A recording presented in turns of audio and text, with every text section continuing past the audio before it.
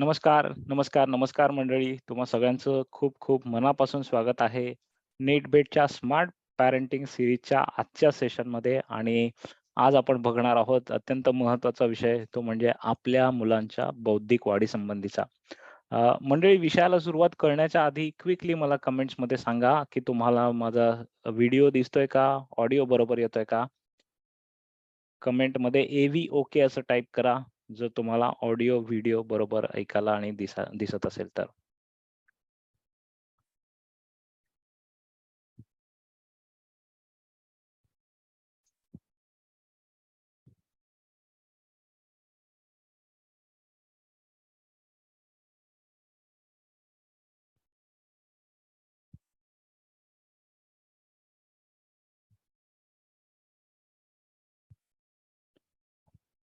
Good, good. Thank you friends. Thanks a lot. Okay. So आता आपण सेशनला सुरुवात करतोय. सगळ्यांनी एव्ही ओके असं टाइप केलेलं आहे. ग्रेट. सर्वप्रथम मंडळी तुम्हा सगळ्यांचं मनःपूर्वक स्वागत आणि धन्यवाद की तुम्ही या सेशनसाठी आलात. अ, आजच्या सेशनमध्ये आपण बघणार आहोत मुलांच्या बौद्धिक वाढीसंबंधी. बेसिकली हा विषय आपण फारसा लक्षात घेत नाही आणि असं म्हणजे मुलं शाळेत गेली किंवा काही शिकायला सुरुवात केली, की आपोआप त्यांची बौद्धिक वाढ होत राहील असं एक बेसिक आपल्या डोक्यामध्ये संकल्पना असते. पण त्याच्या अनुषंगाने अनेक गोष्टी आहेत. काही वैज्ञानिक आहेत, काही सायंटिफिक, सायकॉलॉजिकल आहेत. जस्ट समजून घेणं गरजेचं आहे. एक पालक म्हणून त्यात आपला रोल काय असावा? आपण कशाप्रकारे त्या पद्धतीला, त्या प्रोसेसला मदत करू शकू बौद्धिक वाढीच्या, ते आपण आजच्या आपल्या सेशनमध्ये शिकणार आहोत. आणि या सेशनमध्ये आपल्याला मार्गदर्शन करण्यासाठी श्रुतीताई आलेल्या आहेत. श्रुती पानसे ताई आपल्याकडे आलेल्या आहेत आणि मी क्विकली त्यांचं इंट्रोडक्शन देतो. श्रुतीताई आम्हाला तुमचा व्हिडिओ दिसत नाहीये, सो कॅमेरा प्लीज ऑन करा. Okay, good. वेलकम. तुमचंही स्वागत आहे आपल्या आजच्या सेशनमध्ये. Thank you. आणि तुमचा ऑडिओ पण बंद आहे. आम्हाला ऑडिओ ऐकायला येत नाहीये. आता ओके. येईल. आता आला बरोबर ना? येतोय. येस, येस येतोय. Thank you end welcome. So मंडळी मी क्विकली श्रुतीताईंचं इंट्रोडक्शन देतो. तुमच्यापैकी काही जणांना ऑलरेडी माहिती झालं असेल कारण या सीरीजमधलं आपलं हे तिसरं लेक्चर आहे आणि तरी सुद्धा काही लोक नवे आहेत आजच्या सेशनमध्ये, तर मी क्विकली इंट्रोडक्शन देतो. अ, अ, श्रुतीताईंचं शिक्षण एम-ए मराठी, पी-एच-डी मेंदू आणि शिक्षण या विषयात, शिक्षणशास्त्र या विषयामध्ये त्यांचं एक्सपर्टीज आहे. अ, त्याच्यानंतर मुलांच्या ब्रेन अँड बिहेवियर डेव्हलपमेंटसाठी अक्रोड नावाचं एक ऑनलाईन कोर्स त्या रन करत आहेत. त्याचप्रमाणे महाराष्ट्रातील विविध वर्तमानपत्रांमध्ये त्यांचं अनेक आर्टिकल्स आलेले आहेत. अनेक लेखमाला त्यांच्या येतात आणि आलेल्या आहेत. मेंदूशी मैत्री, मस्तिष्की पाठशाला, खोकं नवे डोकं असे. त्यानंतर अनेक पुस्तकं त्यांनी या विषयावर लिहिलेली आहेत. आत्तापर्यंत 21 वेगवेगळी पुस्तकं त्यांनी लिहिली आहेत. मेंदूचा पासवर्ड, पहिली 8 वर्षे, जादूचा मेंदू, भावनांच्या जगात, अशी अनेक पुस्तकं मुलांशी रिलेटेड आणि स्पेशली ब्रेन डेव्हलपमेंटशी रिलेटेड लिहिलेली आहेत. आणि डोक्यातला मी हे त्यांचं एक ऑडिओ बुक पण स्टोरीटेलवर प्रसिद्ध झालेलं आहे. ते पण तुम्हाला ऐकता येईल. तुम्हाला कळलंच असेल, की विषयाचे एक्सपर्ट आहेत त्या आणि या विषयामध्ये अत्यंत डीप त्यांचं नॉलेज पण आहे, कन्सल्टिंग पण करतात आणि अनेक फोरममध्ये मार्गदर्शन पण करतात आणि आज नेटबेटच्या फोरममध्ये आलेले आहेत मार्गदर्शन करण्यासाठी. सो मंडळी, विषय क्लिअर आहे. विषयाचे एक्सपर्ट आपल्यासमोर आहेत. आत्ता तुमच्याकडून एवढीच अपेक्षा आहे, की जास्तीत जास्त माहिती या सेशनमधून घेण्याचा प्रयत्न करा. जास्तीत जास्त इंटरॅक्टिव्ह आपण याला ठेवणार आहोत. जेवढे पाहिजे तेवढे प्रश्न विचारा. मॅक्सिमम प्रश्न आपण घेऊयात आणि सुरुवात करण्याच्या आधी क्विकली मला तुम्हाला एक प्रश्न विचारायचा आहे ॲज अ पॅरेंट. तर एकतर तुमचं मुलं-मुली यांचं ॲव्हरेज वय काय आहे ते आता इथे आम्हाला सांगा. म्हणजे त्या अनुषंगाने आत्ता आपल्याकडे जे लोक आलेले आहेत अ, त्या त्या पालकांचं आणि त्यांच्या मुलांचं वय आपल्याला लक्षात येईल आणि त्या अनुषंगाने त्यांचे प्रश्न लक्षात येतील. सो क्विकली कमेंट्समध्ये सांगा.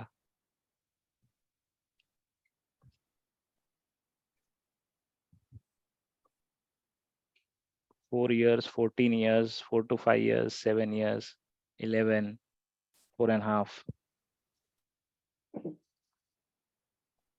6 to 7.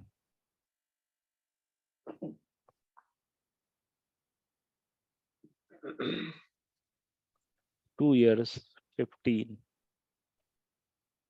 10. सो हीच रेंज आहे 4 to 15 ही रेंज आहे आणि लार्जली 4 ते 7 वर्ष या एज ग्रुप मधले आपल्याकडे पॅरेंट्स आहेत. ग्रेट. सो मंडळी हे फक्त अंदाजासाठी विचारलं. बाकी अदरवाईज तुमच्या मुलांचा वयोगट कोणताही असला तरी त्या अनुषंगाने तुम्ही प्रश्न विचारू शकता. फॉर्मॅट असा आहे की सुरुवातीला श्रुतीताई काही मार्गदर्शन करतील स्लाईड्सच्या सहाय्याने आणि त्याच्यानंतर आपण क्वेशन्स घेऊया. ओके. सो आता ताई मी तुमच्याकडे सेशन सुपूर्द करतो. हो. Thank you so much. मुळात ना आता जसं तुम्ही म्हटलात तसं की वयोगटाची काही मर्यादा नाहीये. कोणत्याही वयाचे समजा आता 11 वर्ष किंवा 15 वर्षांच्या मुलांचे जे पालक आपल्याकडे आहेत, त्यांना कदाचित असं वाटेल की आपल्या मुलांचं वय पुढे निघून गेलं की काय?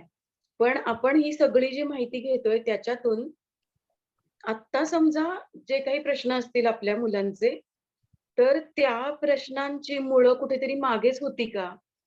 किंवा जेव्हा मूल आपल्या 4 वर्षांचं होतं आणि तेव्हा काही प्रॉब्लेम झाला होता का? तर त्या सगळ्यासाठी म्हणून सुद्धा म्हणजे ज्यांचे मुलं 11 ते 11-15 वगैरे आहेत, त्यांच्यासाठी सांगते की ही सगळी जी मेंदूतली प्रक्रिया आहे, तर ती पूर्ण समजून घ्या. ती कोणत्याही वयोगटाला उपयुक्तच आहे.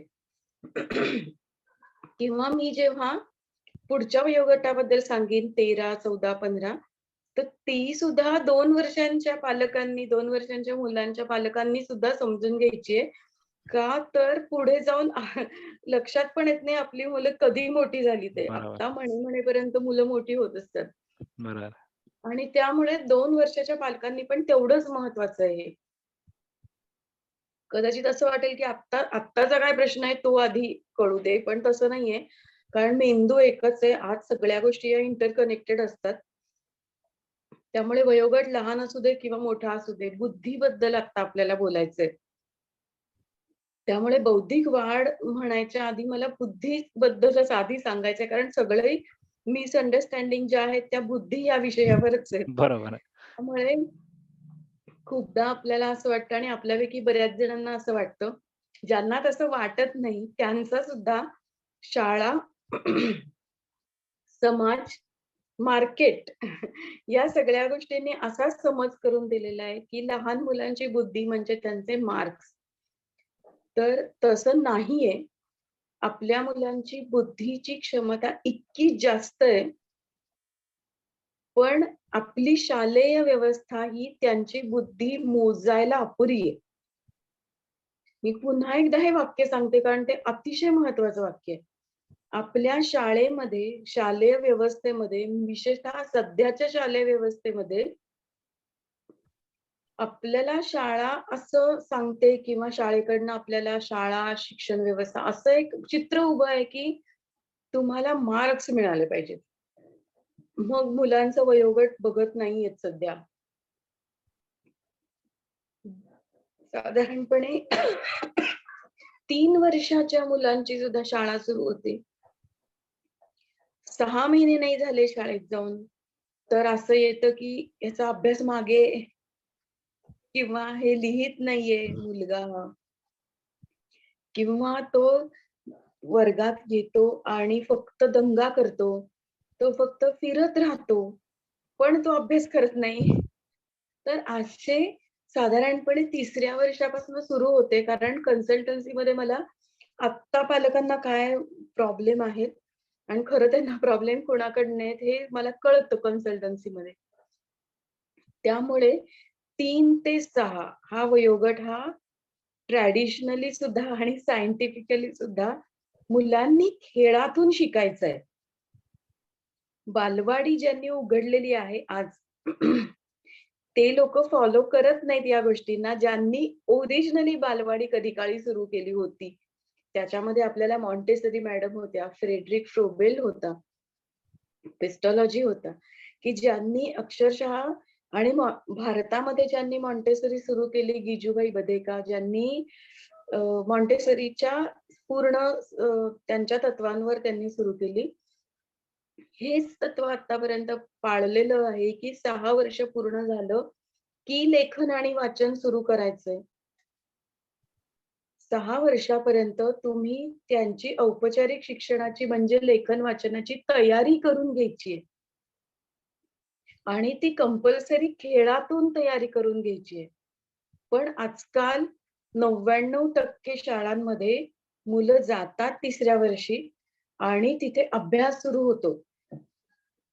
तिथे वाचन सुरू होतं आणि त्यातल्या त्यात ज्युनियर के-जी काही शाळांमध्ये होत नाही, पण सीनियर के-जीमध्ये लेखन सुरू होतं, अल्फाबेट सुरू होतात. तर हे जिथे बुद्धी आपली आहे त्याच्या बरोबर उलटी दिशा आहे ही. असं वाटतं आजकालच्या पालकांना, त्याच्यात तुम्ही पण आहात का स्वतःला तपासून बघा, की लवकर शिक्षण सुरू झालं, लवकर शाळेत घातलं, लवकर त्यांचं शिक्षण सुरू झालं. शाळेने खूप सारा होमवर्क दिला, होमवर्क चेक केला, होमवर्क केला नाही तर पनिशमेंट दिली. हे सगळं केलं म्हणजे शाळा छान. ही शाळा कोण आहे तर सी बोर्डची आहे, ही शाळा आय बोर्डची आहे, म्हणजे ती शाळा छान. म्हणजे आपण आपल्या मुलांच्या भविष्याची काळजी घेणारे पालक आहोत, की आपण मध्ये मुलांना घातलं. आपण अशा एखाद्या खूप फी असलेल्या शाळेमध्ये मुलांना घातलं, का तर माझ्या सगळ्या सोसायटीतली मुलं ही त्याच शाळेमध्ये जातात. आणि ती शाळा खूप स्ट्रिक्ट आहे. ती मुलांकडनं व्यवस्थित अभ्यास करून घेते. असं जर असेल आणि आपण म्हणून जर त्या शाळेमध्ये मुलांना घातलं असेल, तर त्यांचं भविष्य सिक्युअर होईल का नाही माहीत नाही, पण वर्तमान मात्र प्रॉब्लेममध्ये आहे. मुलं आत्ता प्रॉब्लेममध्ये आहेत. ज्या मुलांना 3 वर्षाला, 4 वर्षाला, 5 वर्षाला जी मुलं आता लिहितायत ए-बी-सी-डी अल्फाबेट्स पान-पान भरून, हे सगळं जर आता सुरू असेल, तर मुलं आता प्रॉब्लेममध्ये आहेत. आणि गॅरंटी आहे, की जेव्हा त्यांना खरंच 6वी, 7वी, 8वी मध्ये लेखन सुरू होईल, तेव्हा त्यांना लेखनाचा कंटाळा आलेला असेल. त्यामुळे आत्ता मी मीडियम बद्दल काही बोलणारच नाहीये. कारण का, जगभरातले तज्ञ जे आहेत ते सांगतात, की तुम्ही तुमच्या भाषेत शिका. तुमची जी मातृभाषा आहे त्याच्यामध्ये तुम्ही शिका. आणि आपण मुलांना त्यांच्या भविष्यासाठी इंग्लिश मीडियममध्ये घालतो. तर हे सगळं बुद्धीच्या उलट्या दिशेने आहे. त्यामुळे मुळात बुद्धी म्हणजे काय हे समजून घ्यायचं असेल, तर आपली मुलं आता ॲट रिस्क पोझिशनमध्ये नाहीयेत ना. ॲट रिस्क सिच्युएशनमध्ये आपण त्यांना घालत नाही आहोत ना. एवढं आपल्याला आता आधी पक्कं समजून घ्यावं लागेल. त्यामुळे आता हे तर मला माहिती आहे, म्हणजे मी ते विचारणार पण नाही कोणाला, की तुमची मुलं कुठल्या मीडियममध्ये आहेत. कारण 99% मुलं ही इंग्लिश मीडियममध्ये असणार आहे, मी गृहीत धरते. पण इंग्लिश मीडियममध्ये असताना सुद्धा जर त्यांच्यावर 4थ्या वर्षी, 5व्या वर्षी आणि न करो 3ऱ्या वर्षी पण लेखनाची सक्ती होत असेल, तर इथे पालकांनी एक स्टँड घेणं आवश्यक असतं, की माझं मूल जर लिहीत नाहीये, तर ठीक आहे, मी त्या मुलाच्या पाठीमागे आहे उभा, असं सांगायला लागतं कधी-कधी. जर तुमच्या मुलांनी आता नीट मार्क्स मिळवले नाहीत, तर त्याचा रिझल्ट खाली येईल आणि रिझल्ट खाली आला, तर आम्हाला तुम्हाला सांगायला लागेल, की तुम्ही या शाळेमध्ये घालू नका. अशी सरळ-सरळ टीचर्स हे पेरेंट्सना सांगतायत सध्या. म्हणजे 3.5 वर्षाच्या मुलाच्या सुद्धा टीचर्स हे सांगतात, की रिझल्ट जर कमी आला त्याचा, तर आम्हाला त्याला कसं वरच्या वर्गात आम्ही पाठवणार. तर असं सुरू आहे आता. हे सगळं तुमच्याही बाबतीत होत असेलच. तर या सगळी पार्श्वभूमी सुद्धा लक्षात घेऊन सुद्धा मला हे सांगायचंय, की आपण मार्क्स या विषयावर बोलायच्या आधी आपण बुद्धी या विषयावर बोलू. बुद्धी म्हणजे मार्क्स नाहीत. जी मुलं आता 7वी 8वीत असतील, त्याच्याही पेक्षा पुढे असतील. आता आपण 15 वर्षापर्यंतचा वयोगट बघितला आणि जर त्यांना मार्क कमी यायला लागले, तर आपली भाषा कशी होते बोलण्याची? की तुला मार्क्स का नाही मिळत? एवढी फी भरली आहे, लाखा-लाखांची फी भरली आहे. तेवढ्याच साधारणपणे रकमेचे ट्युशन लावलेत. मग मार्क का नाही मिळत? किंवा ढ आहेस का तू? अशी सगळी आपली भाषा होते बोलण्याची, की जी मुलांना प्रोत्साहन नाही देत, तर उलट त्यांना त्यांच्याच बुद्धिमत्तेवर आपण क्वेशन मार्क करतो. तर मूळ वाक्य असं होतं आपलं, की बुद्धी म्हणजे मार्क्स म्हणजे बुद्धी नाही. मानवी मेंदूची क्षमता अफाट आहे. मानवी बुद्धीचे प्रकार बरेच आहेत. त्याच्यात आपल्या मुलाची किंवा मुलीची बुद्धीचा प्रकार नेमका कोणता आहे, हे समजून घ्यायला लागतं. आणि ऑब्झर्वेशननी आपल्याला ते कळतं. त्यामुळे मुळात बुद्धी म्हणजे काय? तर बुद्धीचे जर व्याख्या बघितल्या ना, तर त्या खूप साऱ्या आहेत. पण त्याच्यातल्या सोपी सुटसुटीत जर व्याख्या आपण बघितली, तर बुद्धी म्हणजे काय? तर एखादा प्रॉब्लेम आपल्याला आल्यानंतर त्या प्रॉब्लेममध्ये आपण तो प्रॉब्लेम आपण सॉल्व्ह कसा करतो, म्हणजे बुद्धी. एखादं कुतूहल आपल्यामध्ये मुलांमध्ये निर्माण आहे का? मूल एखाद्या गोष्टीचा शोध घेतं का? हे म्हणजे बुद्धी. तर असे बुद्धीचे खूप सारे आयाम असं आपल्याला म्हणता येईल. असे खूप सारे आहेत. मग शाळा ह्यातलं काय पुरवते? आपल्या मुलांमध्ये शाळा कुतूहल निर्माण करते का? आपल्या मुलांनी जर काही एखादा वेगळा विचार मांडला, स्वतःच्या बुद्धीने काही प्रयोग केला, तर शाळा त्याला मान्यता देते का? हे सगळं जाऊ दे. क्वेश्चनिंग एबिलिटी ज्याला म्हणतात, ती बुद्धीच्या मुळाशी आहे. क्वेश्चन्स, प्रश्न पडले पाहिजेत. जसं झाडावरनं सफरचंद खाली का पडलं? हा जर प्रश्न विचारला मनात आला नसता, तर गुरुत्वाकर्षणाचा शोध लागला असता का नाही माहीत नाही. कुठल्याही रिसर्चच्या खाली जेव्हा कुठलीही सामाजिक एखादा बदल होतो, त्या प्रत्येकाच्या मुळाशी एक प्रश्न असतो आणि आपले प्रश्न शाळा घेते का? मुलांनी एखादा प्रश्न विचारला तर शाळा किंवा शिक्षक त्याचं उत्तर देतात का? त्यावर विचार करतात का? ते जे प्रश्न आहेत, त्या प्रश्नांची उत्तरं आपण देतो का? मुलांच्या क्वेश्चनिंग एबिलिटी ही अतिशय महत्वाची आहे आयुष्यातच. मग या क्वेश्चनिंग एबिलिटी ह्या मुलामध्ये आहे हां, असं तुम्हाला शाळेने कुठल्यातरी शिक्षकाने येऊन सांगितलं, की "हा खूप छान प्रश्न विचारतो. माझी बुद्धी कमी पडते त्याचं उत्तर द्यायला, तर आपण ह्याच्यासाठी काहीतरी अजून करूया." असं जर शाळा सांगत असेल ना, तर ती शाळा खरंच चांगली आहे. ज्या मुलांना शाळेत बोलता येत असेल, टीचरपर्यंत जाता येत असेल, तर ती शाळा खरंच खूप चांगली आहे. मग ती शाळा कोणत्या मीडियमची आहे ह्याला फरक नाही पडत. मग ती शाळा खरंच चांगली आहे. पण शाळा जर चौकटीत बसवत असेल, तुम्हाला तुमच्या अ, पाठ्यपुस्तकामध्ये मी ब्रॅकेट्स करून देते आणि परीक्षेला साधारणपणे हे 20 प्रश्न विचारले जातील आणि ते जे ब्रॅकेट्स आहेत त्यातली मात्र व्यवस्थित उत्तरं पॉइंट टू पॉइंट मला दिसली पाहिजेत. असं टीचरनी सांगितलं, तर समजून जा की शाळा काय आहे. मग ही शाळा तुमच्या मुलामध्ये कुतूहल निर्माण करत नाही. तर चौकटीत बसवण्याचा प्रयत्न करते. ठीक आहे. चौकटीत बसवायचा प्रयत्न केला तरी चालेल. कारण का तर आम्हाला आता मार्क्सच हवेत. ह्याच्यात नाकारण्यासारखी काही गोष्ट नाहीये. कारण का तर मार्क्स असतील तरच ह्याच्यापुढे टिकावं लागणार आहे, असं आत्ता चित्र दिसतंय. ते चित्र उभं केलेलं आहे.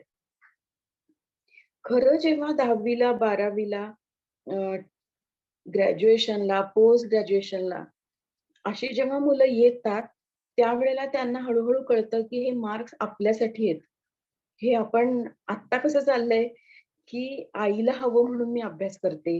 बाबा रागावतील, मारतील म्हणून मी अभ्यास करते. टीचर पनिश करू नयेत उद्या म्हणून मी अभ्यास करते. आत्ता हे कळतच नाहीये, की हा अभ्यास आपल्यासाठी आहे. कायम शाळेतली मुलं ही दुसऱ्या कोणासाठी तरी अभ्यास करत असतात. त्यामुळे हे समजून घेऊया, की अजून मुलांना हे कळतच नाहीये आणि आपण जेव्हा मुलांना खूप असं लंबचौडं भाषण द्यायला गेलो ना, की "अरे, मग तुला मार्क्स नाही मिळणार, मग तुझं आयुष्यात पुढे काय होणार?" हे मुलांना नाही समजत आता. एवढा मोठा भविष्यकालीन विचार हा आता नाही कळत आहे, की मार्क्स नाही पडले तर काय? 4 आणि 5 वर्षाच्या मुलांना हे कळत नाही, की मार्क्स म्हणजे काय असतं. ते आपण त्याच्या मनामध्ये असं घालतो, की काहीही कर पण तू मार्क्स आण बाबा. तर मार्क्स कसे आणायचे हे पण आपण बघू. फार वेगळी गोष्ट लागत नाही त्याला. पण बुद्धी म्हणजे काय ह्याचंच आधी आपण विश्लेषण करू, की तरच आपण बौद्धिक वाढ ह्याच्याकडे जाऊ शकू. डॉक्टर हॉवर्ड गार्डनर यांच्या मते ते न्यूरोलॉजिस्ट आहेत. अमेरिकेतले न्यूरो सायंटिस्ट आहेत आणि त्यांनी असं सांगितलंय, की आपली शाळा हां, म्हणजे ते तर अमेरिकेमध्ये आहेत. पण त्यांनी सुद्धा हाच शब्दप्रयोग वापरलाय, की आपली जी स्कूल सिस्टम आहे, ती 2 विषयांवर चालते. त्यातला एक विषय म्हणजे भाषा आणि दुसरा विषय म्हणजे गणित. या 2 विषयांच्या आसपासच पूर्ण शालेय व्यवस्था आहे. हे चित्र अमेरिकेतलं आहे. त्याच्यापेक्षा जास्त हे चित्र भारतातलं सध्याचं आहे. आता भाषा आणि गणित म्हणजे काय? तर लँग्वेजेस येतात त्याच्यामध्ये ना मराठी, इंग्लिश, कन्नड, उर्दू, संस्कृत जी काही असेल ती लँग्वेज. दुसरं सोशल सायन्सेस, सायन्सेस सगळ्या प्रकारचे काय अजून इकॉनॉमिक्स असेल, ई असेल, हे जे काही आहे, हे सुद्धा वापरायला भाषाच लागते. त्यामुळे भाषा ही खूप मुख्य आहे आपल्या शालेय व्यवस्थेतली.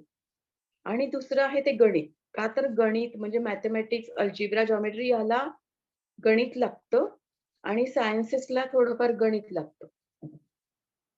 याचा अर्थच असा आहे, की आपली पूर्ण स्कूल सिस्टम ही लिंग्विस्टिक आणि मॅथेमॅटिकल, लॉजिकल या 2 इंटेलिजन्सेसवर बेस्ड अशी आहे. पण तुम्ही जर मुलांना लहानपणापासून ऑब्झर्व्ह केलं असेल, तर तुमच्या लक्षात आलं असेल, की कितीतरी प्रकार आहेत अजून बुद्धीचे, की जे म्हणजे बुद्धीचे प्रकार आपल्या लक्षात येत नाहीत मुलांना ऑब्झर्व्ह करताना. आपल्याला त्याच्यातल्या क्षमता लक्षात येतात. म्हणजे उदाहरणार्थ, की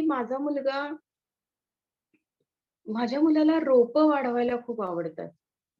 हा जर एक साधी गोष्ट असेल, की अ, रोप वाढवायला आवडणं म्हणजे बी लावलीये त्यांनी, मग तो हळू बघतोय.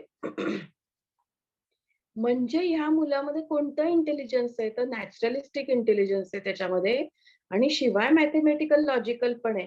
कारण तो त्याचं विश्लेषण करतो. आज लहान होतं, उद्या अजून मोठं झालं, उद्या अजून मोठं झालं, हे एनालिसिस आहे. त्यामुळे हे जर करत असेल मूल, तर त्याच्यामध्ये ती विशेष क्षमता, त्याची बौद्धिक क्षमता चांगलीच आहे.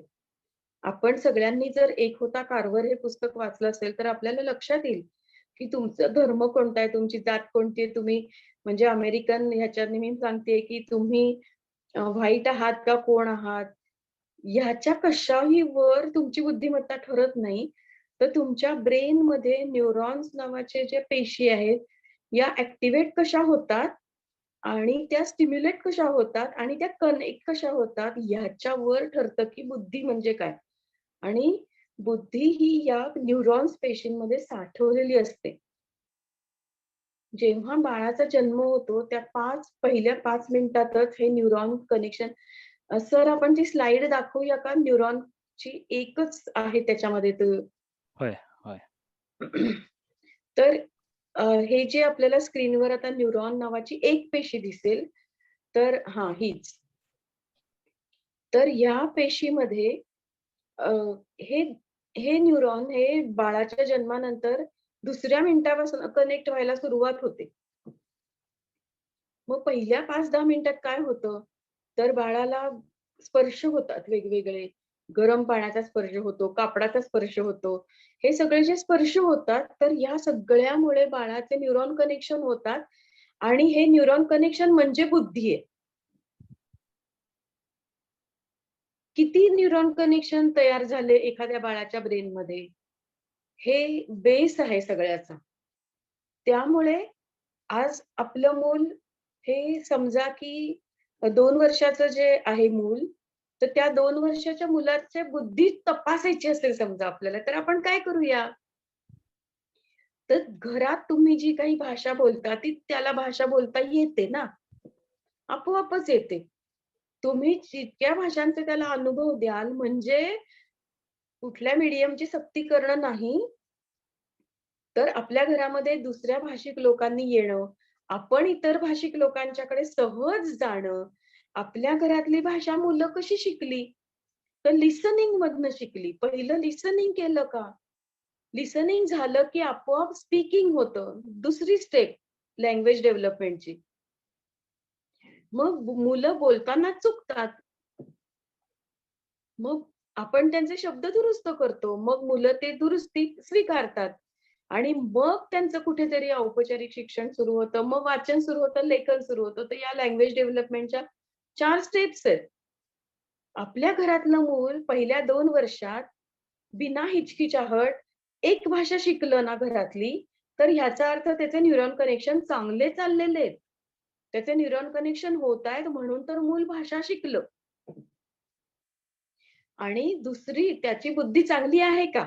हे तपासण्याची दुसरी गोष्ट म्हणजे 2 वर्षाचं मूल व्यवस्थित चालतंय, पळतंय ना? कारण साधारणपणे बाळ 3ऱ्या महिन्यात होतं तुमचं, तेव्हा ते पालथं पडायला लागलं. आधी कुशीवर वळायला लागलं, मग ते पालथं पडायला लागलं, मग ते रांगायला लागलं, मग ते बसायला लागलं, मग ते हळू त्यांनी एक काठाला धरून उभं राहिलं स्वतःला. स्वतःचं शरीर स्वतः उभं केलं. त्याच्यानंतर ते काठाला सोडून हळू एक पाऊल टाकलं त्यांनी. ही सगळी त्याची बौद्धिक क्षमता आहे. त्यामुळे आपलं मूल आता 15 वर्षाचं असेल, तर 2 वर्षापर्यंत या माइलस्टोन्समध्ये काही गडबड होती का? हे आधी तपासावं लागेल आपल्याला. पण generally most of the children त्यांना येतं. 2 वर्षाचं होईपर्यंत त्यांना व्यवस्थित पळता चालता येतं आणि मुख्य म्हणजे ते घरातली एक भाषा का होईना ते शिकतात. घरामध्ये 2 भाषा असतील, तुम्ही कॉस्मोपॉलिटन एरियात राहत असाल आणि तिथे खूप वेगवेगळ्या भाषांचे अनुभव मुलांना मिळत असतील, तर साहजिकच त्याचं ब्रेन डेव्हलपमेंट जास्त होणार आहे. पण एक भाषा येते याचा अर्थ आपल्या मुलाच्या बौद्धिक वाढीमध्ये काहीही प्रॉब्लेम नाहीये. मग आता 7वी-8वीत आपलं मूल गेलं, की तर एकदम ते निखाऱ्यावरच चालायला लागतं जणू काही, की आता तुला ह्याच्यात कमी मार्क पडले, तुला त्याच्यात जास्त मार्क पडले. मग आता तुला ट्युशन लावूया, ही ट्युशन लावूया, ती ट्युशन लावूया. मग ह्याच्यात कमी मार्क का पडले? मग हे सगळा शोध घ्यायला पाहिजे. मग ह्या सगळा प्रॉब्लेम एरिया आहे, हा सगळा अभ्यासाच्या दृष्टीने आणि सगळ्यात वाईट ह्याच्यातली गोष्ट आहे, की मुलं इथे काय होतं, मुलं स्वतःला कमी समजायला लागतात. सगळ्यात खतरनाक गोष्ट ही आहे, की मुलांना वाटतं, की त्या माझ्या शेजारच्या मुलाला एवढे गणितात मार्क पडतात, मला नाही पडत.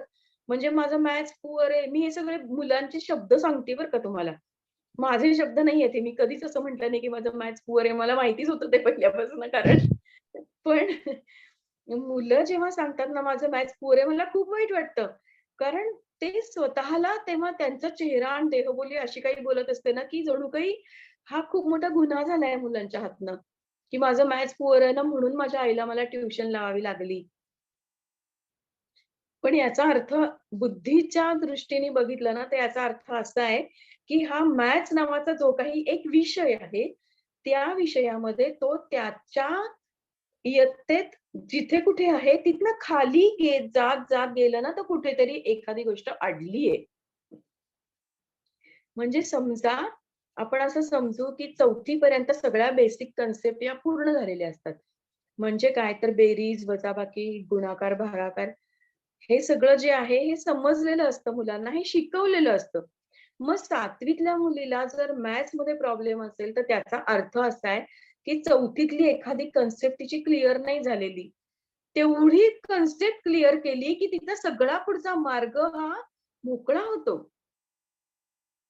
तिथे आपल्याला कुठल्याही प्रकारचं लेबल लावायचं नाहीये तिला, की तू ढ आहेस का? मग तुला एवढं केलं तरी तुला येत नाही, मग तुला मी उपाशी ठेवीन. म्हणजे तुझं हे सोल्युशन नाहीये ना. प्रॉब्लेमचं सोल्युशन काय आहे? जिथे प्रॉब्लेम झालाय तिथे दुरुस्त करायचं. मग प्रॉब्लेम कुठे झालाय हे आपल्याला शोधावं लागेल. पण ते चिडून, रागावून, मारून, उपाशी ठेवून, तिला 4 क्लासेस लावून होणार नाहीये. जिथे आता सगळे पेरेंट्स आहे तिथेच जातात. मग 2 ट्युशन लावू का मॅडम मुलांना, म्हणजे मग ते शिकतील? नाहीये असं अजिबात. फक्त एवढंच करा तुम्ही, की त्याचा प्रॉब्लेम कुठे झालाय, एवढंच बघायचंय फक्त आपल्याला. आणि आपल्याला कळत नाही ते 7वी-8वी चं गणित आपल्याला कळत नाही. त्याच्यासाठी आपल्याला एका चांगल्या सहृदय टीचरची गरज आहे. सहृदय टीचर. तो मॅथ्समध्ये पी-एच-डी नसला तरी चालेल. त्याला एवढंच वाटलं पाहिजे, की मी या मुलाला कुठेतरी मदत करायची आहे. आणि त्याला म्हणजे असे टीचर आपल्याला पाहिजेत, की त्यांनी 7वीत आहे का मूल, 8वी ते 9वीत आहे समजा. तर 8वीत अडलंय का? 7वीत अडलंय का? का 6वीत का 4थीत? त्याचा प्रॉब्लेम काय आहे? रूट कॉज काय आहे? एवढं त्याला समजावून सांगायचंय. आणि त्याच्यासाठी त्याला छान एक रोडमॅप आखून द्यायचा आहे, की हे बघ ही गणितं तू सोडव, म्हणजे आता तू 8वीच्या लेव्हलचं जे गणित आहे तिथं येशील. पण हे सगळं करण्याच्या पेक्षा आपण मुलांना म्हणतो, की तू मंद आहेस, तू ढ आहेस. तुला मार्क मिळत नाही. तुला साधे 35% मिळायला म्हणजे आता टक्क्यांच्या भाषेत बोललं नाही तरी सी ग्रेड, बी ग्रेड तुला कशी काय मिळते? मी तुला 1,00,000 म्हणजे मी हे एक पेरेंट्स जेव्हा माझ्याकडे आले होते, तेव्हा त्यांनी मला ह्याच शब्दात सांगितलं होतं, की मी त्याला 1,50,000 फी भरून शाळेत पाठवले आणि 2,25,000 फी भरून त्याला ट्युशनमध्ये पाठवलं आणि तरी त्याला गणित येत नाहीये. कारण का? ते शाळेमध्ये जे काही शिकवलं जातं, तीच मेथड जवळपास ट्युशनमध्ये वापरतात. आपल्याला काय करायचंय ना, आपल्याला इंडिव्हिज्युअली प्रश्न सोडवायचे. इथे या फळ्यावर इथे मला समजा फार भारी गणित येतं आणि मी समजा इथे फळ्यावर गणित सोडवलं. पण माझ्या समोर समजा 20 मुलं बसली आहेत. त्यांचं न्यूरॉन कनेक्शन झालंय का त्या गणिताशी? त्याला कळलंय का ते? हे कसं कळणार आपल्याला? आणि त्याच्या वर्गातली 15 मुलं ही जर प्रचंडच मॅथेमॅटिकल इंटेलिजन्सची असतील ना, तर ती 5 मुलं ही फारच म्हणजे फार कॉन्फिडन्स घालवून बसलेली असतात, की "अरे मलाच येत नाहीये." त्यामुळे आपल्याला असा खूप मोठा भारी क्लास नकोय, की जिथे 150-150 मुलं एका वर्गात असतील. नकोय. जिथे 5-10च मुलं असतील, असा एखादा मॅथ्सचे टीचर जर असतील किंवा आपल्या शाळेच्याच टीचरना गाठून त्यांना हे सांगायचं, की ह्याचा रूट कॉज काय आहे प्रॉब्लेमचा तेवढा फक्त आम्हाला सांगा आणि तिथपर्यंत नेणारी 15 गणितं, की ज्याची त्यांनी आधी आकलन करून सराव केला, की होऊन जाणार आहे. हे फक्त आम्हाला सांगा. असे आपल्याला टीचर हवे आहेत. आपल्याला मुलांना रागवणारे, मारणारे, आत्ता 2 तासापूर्वीच मी एका मुलाशी बोलत होते. तो 5वीतनं 6वीत गेलेला आहे. तर पट्टी असतेच ट्युशनमध्ये तो म्हटला. पण आमच्या पूर्वीच्या मॅडम जास्त मारायच्या. आत्ताच्या ना खूप चांगल्या त्या एकदाच पट्टी मारतात. असं त्यांनी मला सांगितलं. मग मी त्याला प्रश्न विचारला, की "मग पट्टी मारली आणि आपल्याला गणितं आली, असं होतं का?" म्हणजे मग आपल्याला चांगलं आहे ना, मग पट्टी मारूया आणि गणित शिकूया. मग त्यांनी 2 मिनिटं विचार करून मला सांगितलं, की "नाही, पट्टी मारण्याचा आणि गणित येण्याचा नाहीये संबंध." किती मोठी गोष्ट सांगितली त्यांनी मला. 2 मिनिटं विचार करून त्यांनी मला सांगितले, की "नाही, पट्टी मारली म्हणून गणित आलं असं होत नाही. मग गणित कशाने येईल? सराव करून येईल. सराव करायच्या आधी त्याचं आकलन झालं पाहिजे आणि आकलन होण्यासाठी हा मेंदू शाबूत पाहिजे आणि इमोशन सुद्धा या मेंदूतच आहेत. हा गोंधळच आहे. 2 वेगवेगळ्या गोष्टी असल्या असत्या फार बरं झालं असतं. पण इथे मला जर गणितं येत नाहीयेत, म्हणजे मला इथे काहीतरी आहे काहीतरी आणि माझ्या ते डोक्यात घुसतच नाहीये समजा, तर पहिली गोष्ट म्हणजे येतं ते म्हणजे मला टेन्शनच येतं, की अरे मला हे येत का नाहीये?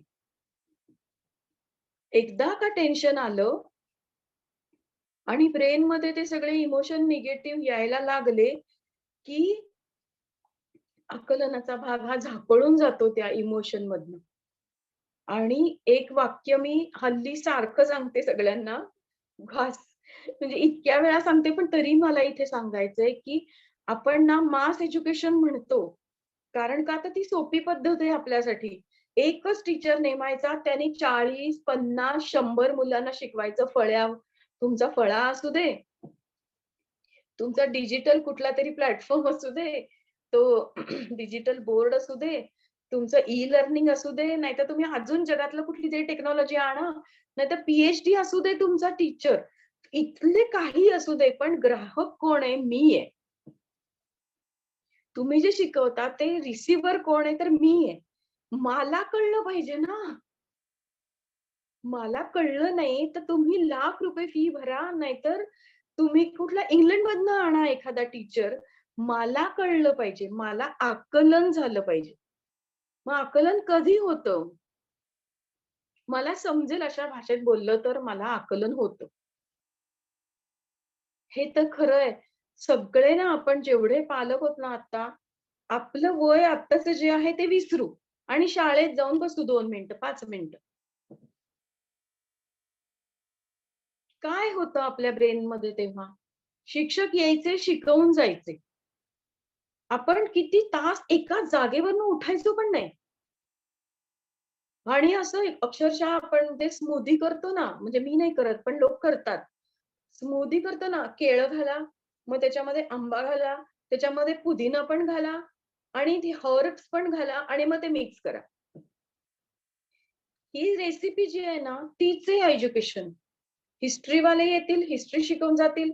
मग मुलांचं preparation mental, intellectual, intelligence wise झालंय का नाही माहीत नाही, पण माझा सिलेबस गणिताचा आहे. मी एवढं शिकवून जाणार आहे. हे कोंबाकोंबी होतीये. त्या न्यूरॉन्स कनेक्शन होणार आहेत. बघू ना आपण 2 वर्षापर्यंत आपलं मूल चांगल्या पद्धतीने बौद्धिक क्षमता त्याची दाखवून दिली आहे ना त्यांनी. एक भाषा शिकणं सोपी गोष्ट असते का? पण आपलं ऐकून-ऐकून, फक्त आपलं ऐकून-ऐकून, लिसनिंग, फक्त लिसनिंग. एवढ्याने एक अख्खी भाषा शिकली, मग आपण इंग्लिश नाही का शिकणार फक्त लिसनिंग मधून? मग शाळेत गेल्या-गेल्या आधी अल्फाबेट्स का? लँग्वेज डेव्हलपमेंट ही कशी होणार तुमची? तर पहिल्यांदा लिसनिंग, स्पीकिंग, रीडिंग, मग रायटिंग. आपली मुलं शाळेत जातात, आधी वहीवर लिहितात. आधी अल्फाबेट्स, ज्याचा अर्थच कळत नाही त्यांना. हे काय असतं ए म्हणजे? मला नाही माहिती. मी का लिहायचंय? हा क्रम फक्त उलटा केला तरी सुद्धा एवढा ताण जाईल. आणि हा क्रम नॅचरल आहे. नॅचरल आहे ना, आपली मुलं अशी शिकली. आपण तेव्हा म्हटलं का, की "हे बघ, हा जो शब्द तू आता वापरला ना, तो तसा नसतो वापरायचा." समजा आपलं मूल म्हणालं, की अ, "उद्या तू" म्हणजे "उद्या तू गेलास." असं समजा आपलं मूल म्हणालं, तर आपल्याला कळतंय, की ह्याच्यात काळाची चूक झालीये. उद्या हा भविष्यकाळ आहे आणि गेलास हा भूतकाळ आहे. पण मग आपण तिथे त्याचा क्लास घेतला का? का त्याला आपण शिक्षा केली, की "हे बघ, हे भविष्यकाळातलं आणि हे असं-असं झालेलं आहे चुका. या अशा चुका नाही करायच्या. असं मला चालणार नाही अशा चुका केलेल्या. ही पद्धत आहे का तुझी भाषा भाषा वळणाची?" असं आपण कधीतरी 2 वर्षाच्या आतल्या मुलाशी बोललो का? आपण फक्त एवढंच सांगितलं ना, की "उद्या केलास असं नसतं अरे. उद्या जाशील का?" असं म्हणायचं असतं. असं जर आपल्याला बोलायचं असेल, तर त्या पद्धतीनेच आपण बोलतो. ह्याच्याने आपल्या मुलाचा आत्मविश्वास गेला का? नाही गेला. त्याला फक्त कळलं, की अरे ह्याच्यात काहीतरी गोंधळ झाला होता बरं का. मग तो पुढच्या वेळेला नीट बोलतो. पण आज आपली भाषा जर 3ऱ्या वर्षापासून अशी असेल, तर कसं होईल? तर त्यामुळे बुद्धी वेगळी आहे आणि मार्क्स वेगळे आहेत. आता हे जे काही मार्क्स आहेत, आपण आता मार्क्स ओरिएंटेडच मी बोलते. आपल्याला खऱ्या अर्थाने जर बुद्धी विकसित करायची असेल ना, तर मार्क्सच्या पाठीमागे न लागता ओव्हरऑल आपल्या मुलांची ब्रेन डेव्हलपमेंट कशी होईल हे बघायला लागेल. पण आत्ता मी त्यात जाणार नाही. का? तर मार्क्स ही गोष्ट मुलांच्या कॉन्फिडन्सशी जोडलेली आहे आजकाल. जर मुलांना मार्क्स कमी पडले ना, तर अक्षरशः त्याला तो दुसरी लोक तर त्याला लेबलिंग करतातच, पण तो स्वतःचं पण लेबलिंग करतो, की मला हे जमत नाही, मला ह्याच्यात प्रॉब्लेम आहे. मी आहे, मी मंद आहे असं आई म्हणते. त्यामुळे जर मुलं असंच स्वतःलाच असं मानत असतील, तर ती कशी काय पुढे जाणार आणि त्याच्यात कॉन्फिडन्स येणार कसा? त्यामुळे मुळात आपल्याला हे बघायला लागेल, की आपल्याला मार्क्स ओरिएंटेड बौद्धिक वाढ कशी हवी आहे. त्यामुळे मग समजा, की आपल्याला न्यूरॉन्स कनेक्शन समजा आपल्याला करायचे. मग ते गणिताचे होतील का? तर होतील. लँग्वेजेसचे होणार. ते तुमच्या बाकी जे मुलं दिवसभर करतात, मुलं समजा तबला शिकत असतील, बासरी शिकत असतील, त्याचे पण न्यूरॉन कनेक्शन होणार. मुलं फुटबॉल खेळत असतील, मुलं क्रिकेट खेळत असतील, चेस खेळत असतील, तर त्याचे पण न्यूरॉन कनेक्शन होणार. त्यामुळे अ, एक्झाम होती म्हणून मी फुटबॉलला आता जात नाही. हे वाक्य बरोबर नाहीये. कारण का? तर ब्रेन डेव्हलपमेंट ही फुटबॉलमुळे पण होते आणि अभ्यासामुळे पण होते. मग हा जो काही अभ्यास आहे, हा अभ्यास आपण कसा करूया जास्तीत जास्त चांगल्या पद्धतीने ब्रेन डेव्हलपमेंट होण्यासाठी? तर त्याच्यासाठी अभ्यासाला पहिली गोष्ट म्हणजे आपल्याला अभ्यासाला टेक्स्ट बुक मधनं बाहेर काढावं लागेल. म्हणजे उदाहरणार्थ पण इथे प्रॉब्लेम असा आहे, की आजकाल पालकांना वेळ नसतो. पण तरीही मी तुम्हाला हे सांगून ठेवते, की अभ्यासच करायचा आहे ना, मार्क्सच हवेत ना आपल्याला. मग आपण एक गोष्ट करूया, ते म्हणजे आपल्या टेक्स्ट बुकमध्ये जे काही क्वेश्चन आन्सर्स आहेत, त्या क्वेश्चन आन्सरशी रिलेटेड आपण बाहेर ते ज्ञान आपण कसं मुलांना देऊ शकतो. उदाहरणार्थ सायन्स आपल्याला माहिती की सायन्स हे नुसतं पाठ करून त्यातले फॉर्म्युलाज असतील, त्यातल्या काही डेफिनेशन्स असतील. तर हे फक्त पाठ करून होईल का?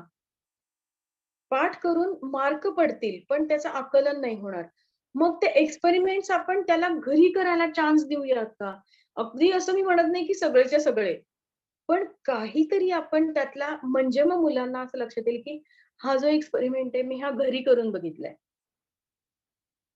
तर मुलांची क्वेशनिंग एबिलिटी कुठेतरी सुरू होईल. आणि ज्या मुलांना प्रश्न पडतात, खूप सारे प्रश्न पडतात, त्याला त्यांच्या उत्तराची वाट कशी शोधायची? हे पण आपण त्यांना सांगू शकतो. पण ह्याच्यासाठी पालक आणि मुलं ह्यांच्यातला संवाद खूप चांगला पाहिजे. मुलं काय प्रश्न विचारतात हे आपल्याला ऐकू आलं पाहिजे. म्हणजे हा प्रश्न हा सायन्सशी रिलेटेड आहे का? हा हिस्ट्रीशी रिलेटेड आहे का? आता साधी गोष्ट आहे, एक समजा आपण कुठेतरी छान ट्रिपला गेलो. तिथे समजा एखादा शिलालेख असेल समजा, तिथे आपण कुठे गेलोय तिथे. आणि तिथे जर मूल अनेक प्रश्न हे त्या शिलालेखाबद्दल विचारत असेल, तर कदाचित त्याचा हिस्ट्रीतला जो काही इंटरेस्ट आहे, तो आपल्याला इथे टिकवून ठेवण्याची चान्स आहे हे आपल्याला कळलं पाहिजे. किंवा मुलं जेव्हा काही प्रश्न विचारतात, समजा म्हणजे आत्ता पाऊस का पडला? हे पावसाचे दिवस नाहीयेत ना. हा बघायला गेलं तर हा साधा प्रश्न आहे. पण त्याचं रूट शोधायला गेलं, त्याच्या मेंदूतलं, त्याच्या बुद्धीतलं रूट शोधायला गेलं, तर आपल्या लक्षात येईल, की पावसाबद्दल म्हणजे हवामानाबद्दल म्हणजे नेचरबद्दल ह्याला काहीतरी प्रश्न पडले. तर मग त्याची उत्तरं कुठे मिळतील? त्याची वाट म्हणजे मुलं लहान असतील, तर आपण त्यांना त्याची उत्तरं देऊया. मुलं थोडी मोठी असतील, तर त्या प्रश्नाचं उत्तर कसं शोधायचं, कुठे शोधायचं, त्याच्यासाठी कुणाला विचारायचं हे आपल्याला त्यांना सांगता येईल. तर अशा पद्धतीने मी म्हणतेय, की अभ्यास हा अ, कोणत्या टेक्स्ट बुक मधनं बाहेर आणला पाहिजे. असे अजूनही आपण याची चर्चा करू शकतो, की गणित आहे समजा कारण शाळेच्या अभ्यासात अशी कुठलीच गोष्ट प्रत्येक गोष्ट जी आहे शाळेच्या अभ्यासातली ही कुठेतरी जगाशी निगडीत असते. आणि खरं तर म्हणून बुद्धी त्याच्याशी निगडीत आहे असं म्हणतात. पण आजकालचा अभ्यास तसा होत नाहीये. त्यामुळे समजा की त्रिकोण शिकवला असेल आपल्या मुलांना, तर तो जगात आपण जात येत असताना परिसरात कुठे दिसतो तो त्रिकोण? आणि त्या त्रिकोणाचं काय महत्व आहे? समजा आपण एखाद्या ठिकाणी जात असू तर ते पूल आहे समजा, तर त्या पुलाच्या खालचे पुलाला बेस देणारे हे त्रिकोणाकृती असतात.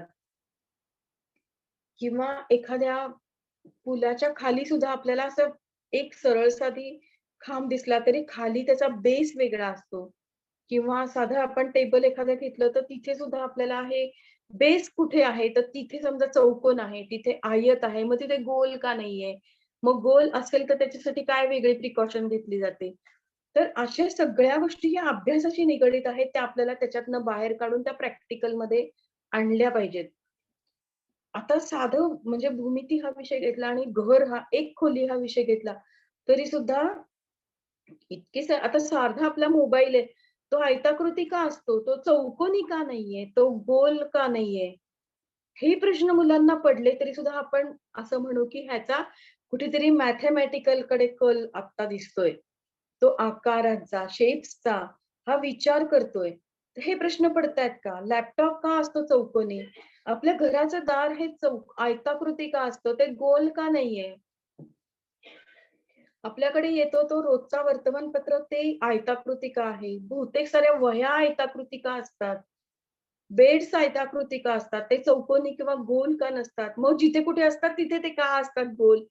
असे जे काही कुतूहलाचे प्रश्न आहेत, हे मुलांनी विचारले पाहिजेत आणि त्याच्यासाठी जी आता साधारणपणे लहान जे आहेत आपल्याकडचे आता पालक, तर त्यांनी ते मुलांचा अशा पद्धतीने ऑब्झर्वेशन केलं पाहिजे, की अच्छा हा प्रश्न मुलांनी आज विचारलाय म्हणजे त्याच्या पाठीमागे काय असेल बरं?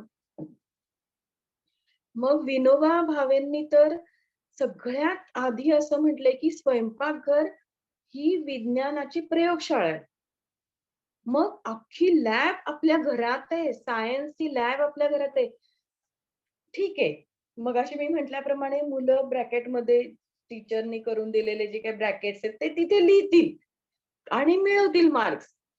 पण सायन्सची लॅब जर आपलं स्वयंपाकघर आहे, तर तिथे मुलांना का नाही आपल्याला सगळं तिथंच आहे.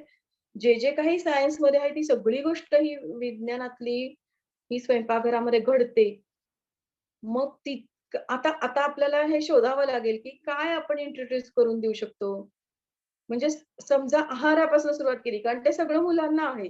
मुलांना कार्बोहायड्रेट्स असतात, प्रोटीन्स असतात, कॅल्शियम असतात, कशातनं काय मिळतं.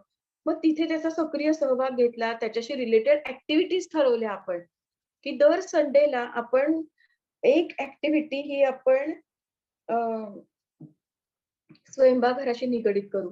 मग त्याच्यामध्ये काय-काय आहे? समजा की त्याच्यामध्ये वजनं आहेत, त्याच्यामध्ये मापं आहेत, त्याच्यामध्ये लहान-मोठं आहे, त्याच्यामध्ये आकार आहेत वेगवेगळे. त्याच्यामध्ये धान्य असतील समजा, तर त्या धान्यांच्या सगळ्या प्रक्रिया आपल्याला दाखवता येतात.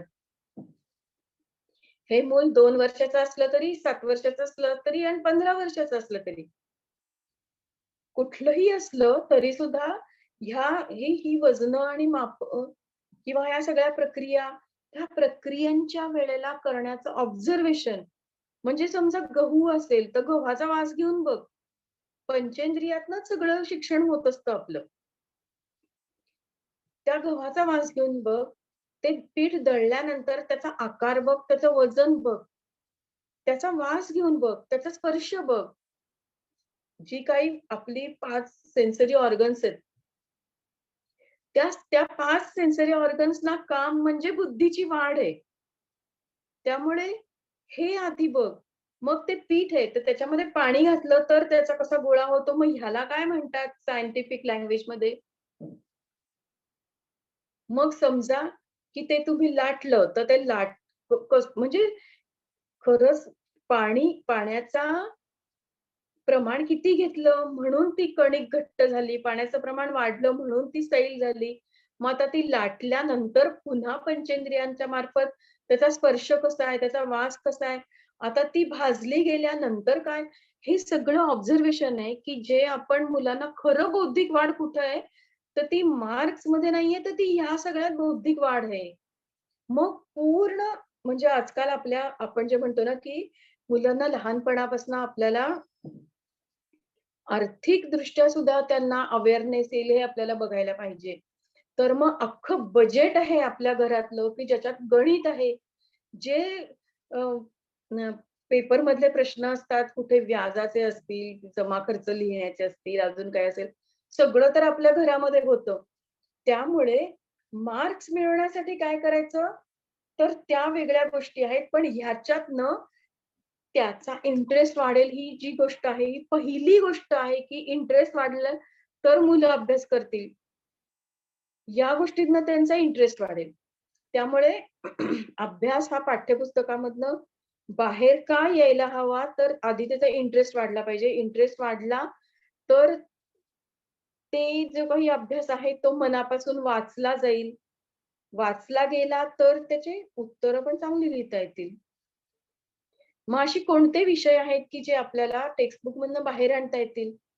जसं मी आता आता स्वयंपाकघर याच्याशी सायन्स पण निगडीत आहे, त्याच्याशी जिओग्राफी निगडीत आहे, त्याच्याशी गणित निगडीत आहे, त्याच्याशी भूमिती पण निगडीत आहे. त्याच्याशी सगळ्या गोष्टी या एका आपल्या घराशी निगडीत आहेत.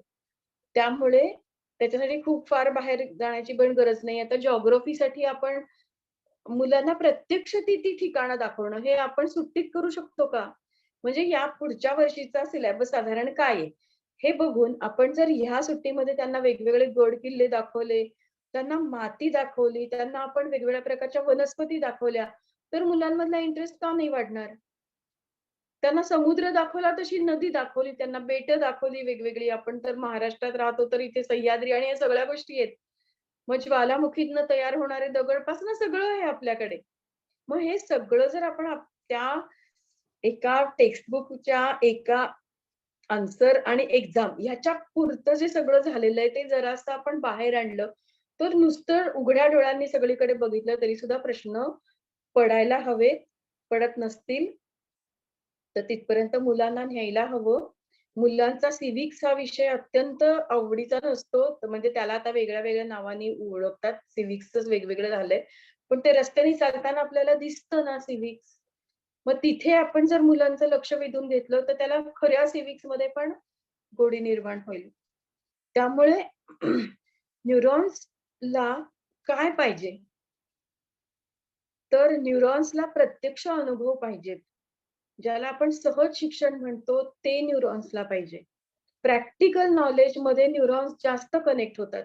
आता समजा आपल्याला सगळ्यांना माहिती आहे, की ट्रिपला जायचं असेल, तर मुलं सकाळी लवकर उठतात पहाटे. मग तिथे त्यांना कंटाळा येत नाही.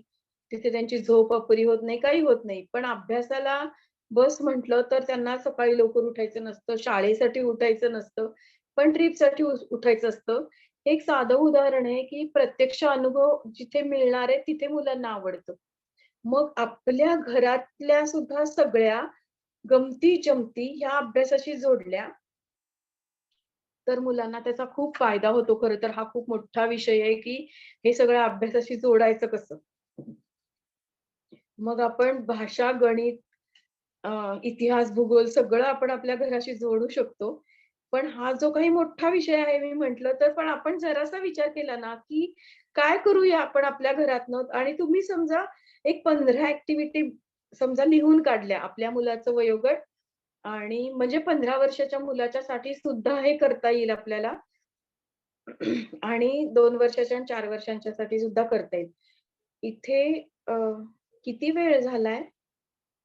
म्हणजे मला 2 मुद्दे आहेत. म्हणजे अजून 2 मुद्दे सांगू शकते ना हां, मी? अल्मोस्ट 1 तास झालाय. अच्छा.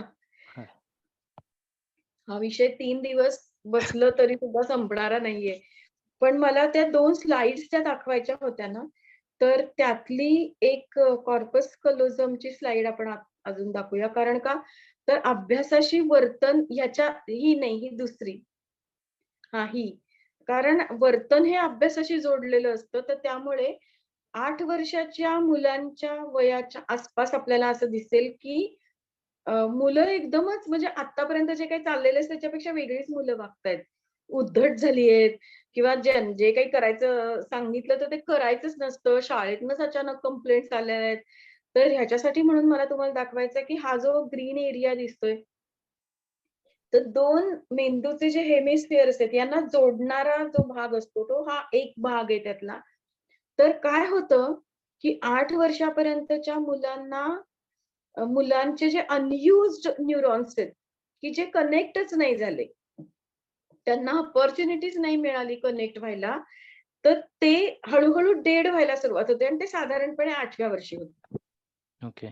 आणि हे न्यूरॉन्स ही चांगली प्रक्रिया असते मेंदूसाठी, की जे लागत नाहीये, तर ते आपण टाकून देऊया. ते नकोयत आपल्या ब्रेनला. असं समजून ब्रेन ते सगळं टाकून देतो. तर म्हणून पहिली 8 वर्ष फार महत्त्वाची असतात मुलांच्या मेंदूतली, की तेव्हा आपण जास्तीत जास्त न्यूरॉन कनेक्शन कसे करून घेऊ शकतो, हे बघावं लागतं. त्यामुळे जर 8 वर्षाच्या आसपासची तुमची मुलं असतील, तर शांत व्हा तुम्ही पण आणि त्यांना पण शांत करा. ही जी काही प्रक्रिया आहे मेंदूतली, ही साधारणपणे 2-3 महिने चालते. ह्या काळामध्ये आपल्या हातनं मोठ्या-मोठ्या चुका नको व्हायला, की ज्याच्यामुळे मुलं आपल्याला एकदम आता अभ्यासच करायचं टाळतात, असं नको व्हायला. तर म्हणून हा 8व्या वर्षाचा एक मला ही स्लाईड दाखवायची होती. आणि दुसरी स्लाईड आहे, ती आहे जी मुलं टीनएजमध्ये आहेत. कारण आपल्याकडे बराच मोठा वयोगट दिसतोय तो. तर आणि तुमची सगळ्यांचीच मुलं टीनएजमध्ये 13व्या वर्षी जाणार आहे. पण अलीकडे असं शोधून काढलंय, की 9व्याच वर्षी प्री टीन इयर्स सुरू होतात मुलांची आणि हा जो फ्रंटल लोब नावाचा भाग दिसतोय मेंदूतला समोरचा, तो डेव्हलप व्हायला सुरुवात होते या प्री-टीन इयर्समध्ये आणि टीनेजमध्ये त्याचं पीक येतं. पीक पिरियड असतो त्याचा आणि हा फ्रंटल लोब मुलांना असं सांगतो, की आता तू लहान नाही आहेस, आता तू मोठा झालायस किंवा तू तू मोठी झाली आहेस. त्यामुळे मुलं अचानकपणे तशीच वागायला लागतात मग. आणि घराघरातले कॉन्फ्लिक्ट्स हे इथे तयार होतात. त्यामुळे हे मुलांच्या ब्रेनमध्ये घडत असेल, तर हे पालकांनी एकदम टीनेजमध्ये जे होतं, की स्वतःला शहाणा समजायला लागलायस का? आणि आता तर शिक्षा करण्याचं पण निघून गेलेलं असतं वय. त्यामुळे आता करायचं काय? आणि ह्याचा खूप त्रास पालक करून घेतायत. तर त्यामुळे हा फ्रंटल लोब सुद्धा काही काळ हा डेव्हलपिंग स्टेजमध्ये असतो आणि मग तो सेटल्ड होतो साधारणपणे अ, आपण असं म्हणतो की 19-20 ला, पण आत्ताच्या काळात माझ्या ऑब्झर्वेशननुसार 22-23 पर्यंत तो होतो साधारणपणे आणि मग पुढे एक प्रकारची स्थिरता येते. पण हे सगळे टप्पे जर आपण बघितले ना, दुसऱ्या वर्षाचा टप्पा आपण बघितला, एक 8 वर्षाचा बघितला आणि एक प्री-टीन, टीन इयर मधला बघितला. तर एवढंच मला सांगायचंय की ह्या टप्प्यांवर अभ्यासामधनं पालक आणि मुलं ह्यांच्यात प्रॉब्लेम नकोत व्हायला. कॉन्फ्लिक्ट्स टाळूया. पूर्णपणे टाळूया आणि अभ्यास कसा आपण चांगल्या पद्धतीने करू शकतो, मी आता जसं सांगितलं तसं, की इंटरेस्ट वाढवा. इंटरेस्ट वाढवला, की मुलं अभ्यासाला बसतील. अभ्यासाला बसली, की मुलांना मार्क पण मिळतील. हे एक महत्वाचं आहे ह्यातलं आणि दुसरं महत्वाचं म्हणजे रूट कॉज शोधा.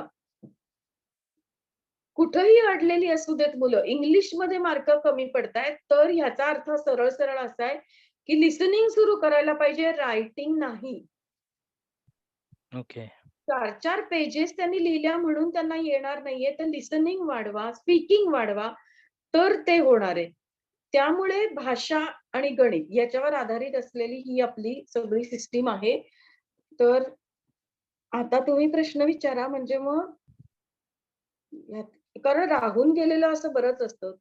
हा विषय अनएंडिंग आहे कारण. बरोबर, बरोबर. त्यामुळे स्पेसिफिक प्रश्न घेऊयात आपण म्हणजे स्पेसिफिक उत्तरं मिळतील. ओके.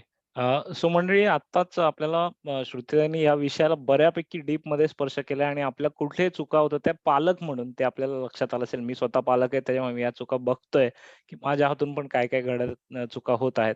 आय एम शुअर तुम्हाला पण कळलं असेल आणि त्या व्यतिरिक्त तुमचे काही स्पेसिफिक प्रश्न असतील, काही प्रश्न इथे आलेत ते तर आपण घेऊयात. पण तुमचे काही स्पेसिफिक प्रश्न असतील यासंबंधी आय एम शुअर असतीलच. तर ते पण आपण इथे घेऊया म्हणजे त्याच्या संबंधी पण आपल्याला मार्गदर्शन घेता येईल. तुमचे प्रश्न कमेंट्समध्ये टाइप करा. आपण कमेंट्समध्ये घेणार आहोत. त्याच्यामुळे कमेंट्समध्ये टाइप करून तुमचे प्रश्न विचारा किंवा Q&A मध्ये प्रश्न विचारा. अ, आणखीन प्रश्न येतायत तोपर्यंत माझा एक पहिला प्रश्न श्रुतीताई जर तुम्ही घेऊ शकलात. टाइप्स ऑफ इंटेलिजन्स बद्दल मला जाणून घ्यायला आवडेल. कारण आपल्याला एकच बौद्धिक म्हटल्यानंतर जसं तुम्ही म्हटलं परीक्षा किंवा अभ्यास किंवा पाठांतर किंवा गणित, विज्ञान हे विषय. त्या व्यतिरिक्त कुठल्या टाइपच्या इंटेलिजन्स असतात ज्या आम्ही हो. आमच्या मुलांमध्ये शोधू शकू? आपण सगळ्यांनी थ्री इडियट्स सिनेमा बघितला असेल ना? होय. तर त्याचा जो म्हणजे मी इंटेलिजन्सचे प्रकार सांगतेच. हं. पण सोपं आणि आपल्याला कळावं म्हणून हे, की ज्याला इंजिनिअरमध्ये त्याचं न्यूरॉन्स कनेक्ट नाहीयेत इंजिनिअरिंगमध्ये आणि नॅचरलिस्टिक त्याचे न्यूरॉन्स कनेक्ट आहे, तर त्यांनी इंजिनिअरिंगमध्ये जाणं बरोबर नाहीये. त्यांनी नॅचरलिस्टिकमध्येच गेलं पाहिजे. बरं. तर हे उदाहरण झालं. पण आपण जे बोलताना नेहमी म्हणतो ना, की सचिन तेंडुलकरच्या आई-बाबांनी जर त्याला अभ्यासाला लावलं असतं, तर काय झालं असतं? किंवा श्रेया घोषालच्या आई-बाबांनी जर तिला सतत सांगितलं असतं, की नाही तुला 95% मिळालेच पाहिजेत, तर काय झालं असतं? तर हा जो काही आपण जे काही बोलतो जनरल, तर तो जनरल बोलण्याचा विषय नाहीये, तर ते न्यूरॉन्स कनेक्शन असतात. ओके. आणि ते न्यूरॉन कनेक्शनच आपला पाथ ठरवत असतात, करिअरचा पाथ. हे न्यूरॉन्स आपल्याला सांगत असतात आतनं. तर हा एक वेगळीच दिशा आहे. पण मी तुम्हाला सांगते, की लिंग्विस्टिक हा एक इंटेलिजन्स आहे. मॅथेमॅटिकल, लॉजिकल हा एक इंटेलिजन्स आहे. नॅचरलिस्टिक हा एक इंटेलिजन्स आहे. म्युझिकल हा एक इंटेलिजन्स आहे. ती फक्त आपण म्हणतो, की आवड, तिचा गळा छान आहे म्हणून ती गाते किंवा असं नाहीये ते. तर ते न्यूरॉन कनेक्शन तसं आहे, की तालाची समज असेल किंवा आपल्या मसलवर कंट्रोल, स्वरयंत्रातल्या मसलवर कंट्रोल हा जिचा किंवा ज्याचा चांगला तर तो गायक होतो. तसंच काही वेगळे इंटेलिजन्स मी सांगेन इथे. एक समजा व्हिज्युअल स्पेशियल नावाचा एक इंटेलिजन्स आहे, की ज्याला आपण इंजिनिअरिंग म्हणतो, आर्किटेक्चर म्हणतो, चित्रकार म्हणतो किंवा जे सर्जन्स असतात, ते सगळे जण हे व्हिज्युअल स्पेशियल इंटेलिजन्सचे असतात. आणि अजून असे काही इंटेलिजन्स आहेत, ज्याला आपण म्हणतो, की ह्याला खेळाची आवड आहे किंवा याचं शरीर मजबूत आहे ना, म्हणून ह्यानी खेळलं पाहिजे. तर तसं नाहीये. तो इंटेलिजन्स आहे. उदाहरणार्थ माझं लाडकं उदाहरण म्हणजे धोनीचं, की तो एका सेकंदात विचार करू शकायचा, की हा जिथनं आलेला आहे, तो मला कुठल्या दिशेला फटकवायचा आहे, जिथे प्लेयर नाहीये, फिल्डर नाहीये. याचा विचार करायला किती वेळ मिळतो प्रत्येक बॅट्समनला? काही सेकंड्स मिळतात. तुमचे न्यूरॉन कनेक्शन जर इतके ॲक्टिव्ह असतील, काहीच जणांचे असतात, म्हणून काहीच जण धोनी होतात. तर ते ज्याचे एवढे स्ट्रॉंग आहे, तर त्याचा इंटेलिजन्स आहे तो. कारण त्याच्या ब्रेननी विचार करून ठरवलंय, की आता बॉल कुठे टाकायचंय आपल्याला. तर हा इंटेलिजन्स आहे. नॅचरलिस्टिक हा इंटेलिजन्स कसा? तर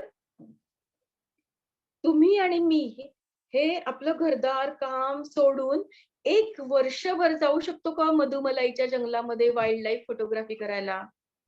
किंवा बेडकांवर रिसर्च करायला किंवा फुलांवर, अळ्यांवर रिसर्च करायला 2 वर्ष, 3 वर्ष आपण जाऊ शकतो का? जे लोकं जाऊ शकतात त्यांना त्यांच्यामध्ये नॅचरलिस्टिक इंटेलिजन्स असतो. जे लोकं आपल्याला डिस्कव्हरी चॅनलवर दिसतात. ते सगळे नॅचरलिस्टिक इंटेलिजन्सचे असतात. अशा मुलाला जर आपण वर्गात बसवून ठेवलं आणि जर त्याला सांगितलं, की हा अभ्यास पूर्ण कर, तर त्याचं कसं होईल?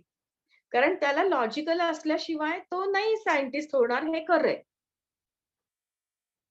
तर हा एक असतो आणि अजून एक गमतीदार जर वेळ असेल तर मी सांगते, की इंट्रापर्सनल आणि इंटरपर्सनल ज्याला आपण स्वभाव म्हणतो, की ह्याचा स्वभाव बोलका आहे किंवा हा अनेक लोकांशी संवाद साधू शकतो किंवा हा दुसऱ्याचा प्रॉब्लेम ओळखून त्याला सल्ला देऊ शकतो. असं जिथे आपण म्हणतो वकील असतील, टीचर्स असतील, हे सगळे जण हे इंटरपर्सनल इंटेलिजन्सचे असतात. आणि जी माणसं फिलॉसॉफर असतात, ती माणसं ही इंट्रा पर्सनल इंटेलिजन्सचे असतात आणि हे सगळे इंटेलिजन्स आपल्यापैकी प्रत्येकात असतं. पण त्या प्रत्येकाची आपला प्रत्येकाचा एरिया वेगळा असतो. आणि आपल्याच काही आणि हे सगळे इंटेलिजन्सेस असतील, तरी सुद्धा आपल्याला 10वी ची परीक्षा द्यायची आहे. हे सत्य आपल्याला नाकारून चालणार नाही. 10वी ची द्यायची आहे, 12वी ची द्यायची आहे, कुठेतरी आपल्याला ग्रॅज्युएशन कंप्लीट करायचंच आहे आपल्याला पुढे जाऊन. ते होतीलच मुलं. पण आपण पालक म्हणून त्यांच्या या इंटेलिजन्सकडे लक्ष दिलं पाहिजे. म्हणजे माझं किंवा मी पहिल्यांदा तुम्हाला जे म्हटलं ना, की टीचर्सना सांगा, की "हो, मी माझ्या मुलाच्या पाठीशी आहे." हे आपण कधी सांगू? जेव्हा आपल्याला लक्षात येईल, की माझ्या मुलाचा इंटेलिजन्स हा वेगळ्या ठिकाणी आहे. हे जेव्हा मुलं आत्ता ना काय झालं लॉकडाऊनमध्ये जी मुलं 8वी-9वीत होती ना, बऱ्याच मुलांच्या पालकांनी शाळेतनंच काढून घेतलं आता मुलांना. का तर तसे पण ते 10वीचा 17 नंबरचा फॉर्म भरून 10वी होतील, 12वी होतील, सगळं होतील. पण त्यांना आता जर वेगळ्या गोष्टींची आवड आहे आणि त्यांचा सगळा वेळ जर मोबाईल समोर बसून घालवला तर तसा नकोय. तर ह्यासाठी खूप असे पालक आहेत वेगळा विचार करणारे, की ते म्हणाले, की 10वी होईलच माझं मूल. पण आत्ताचा गोल्डन पिरियड नाही घालवायचा आहे मला.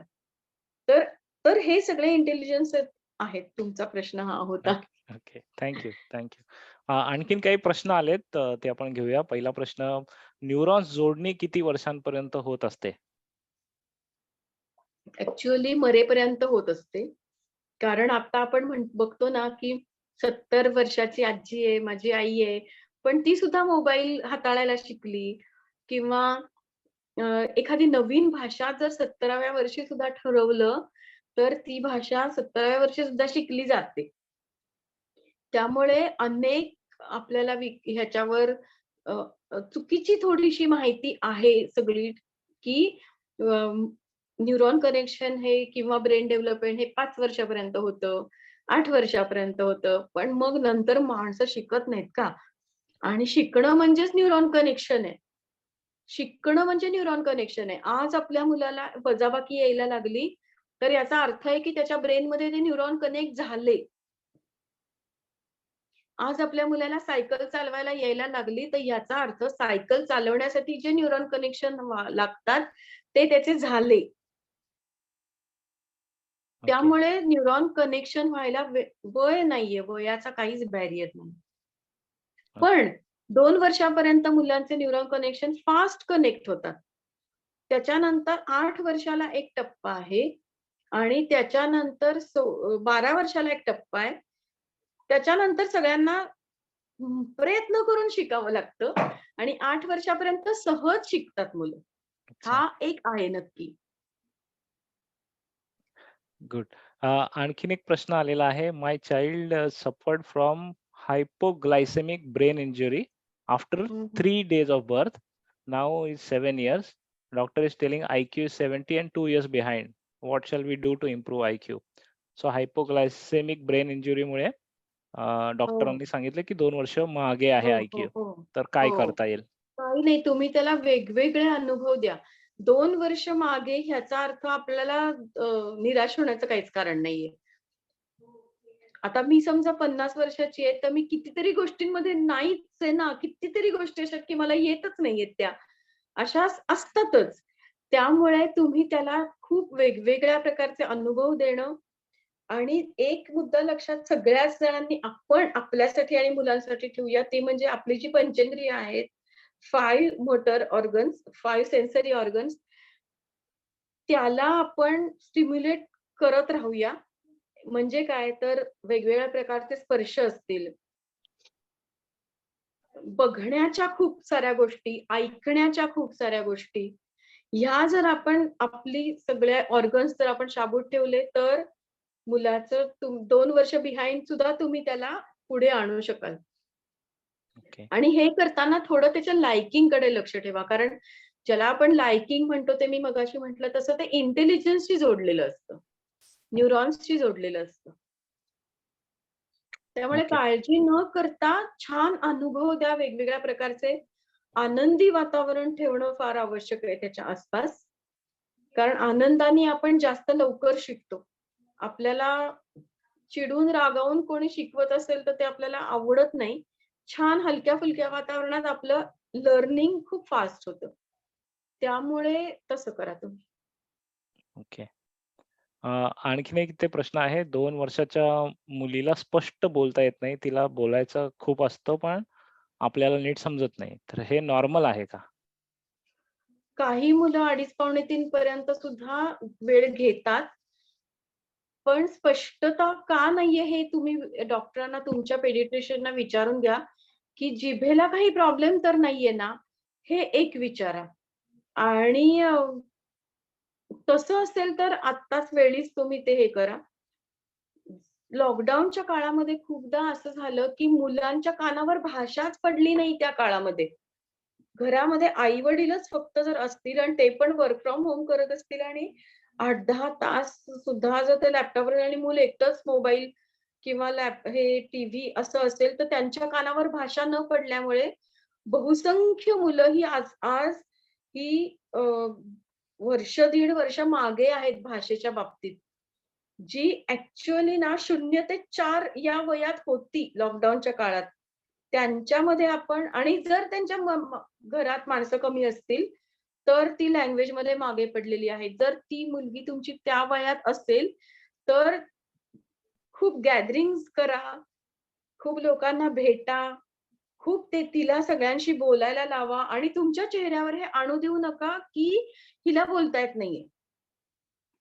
कारण आपला चेहरा मुलं वाचत असतात.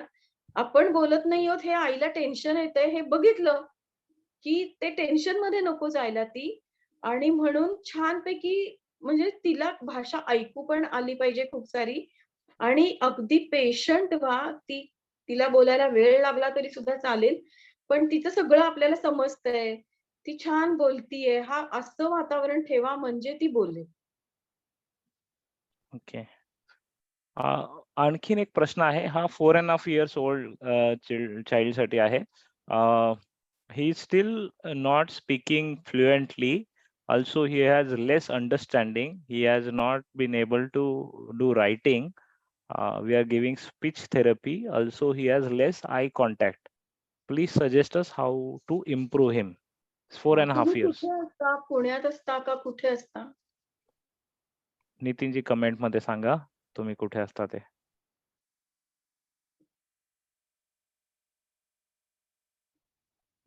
पुणे. हं. पुण्यात आहात. कारण मी तर रेकमेंड करीन डॉक्टर सुनील गोडबोलेंना. जर तुम्ही त्यांच्याचकडे जात असाल तर काही प्रश्न नाहीये.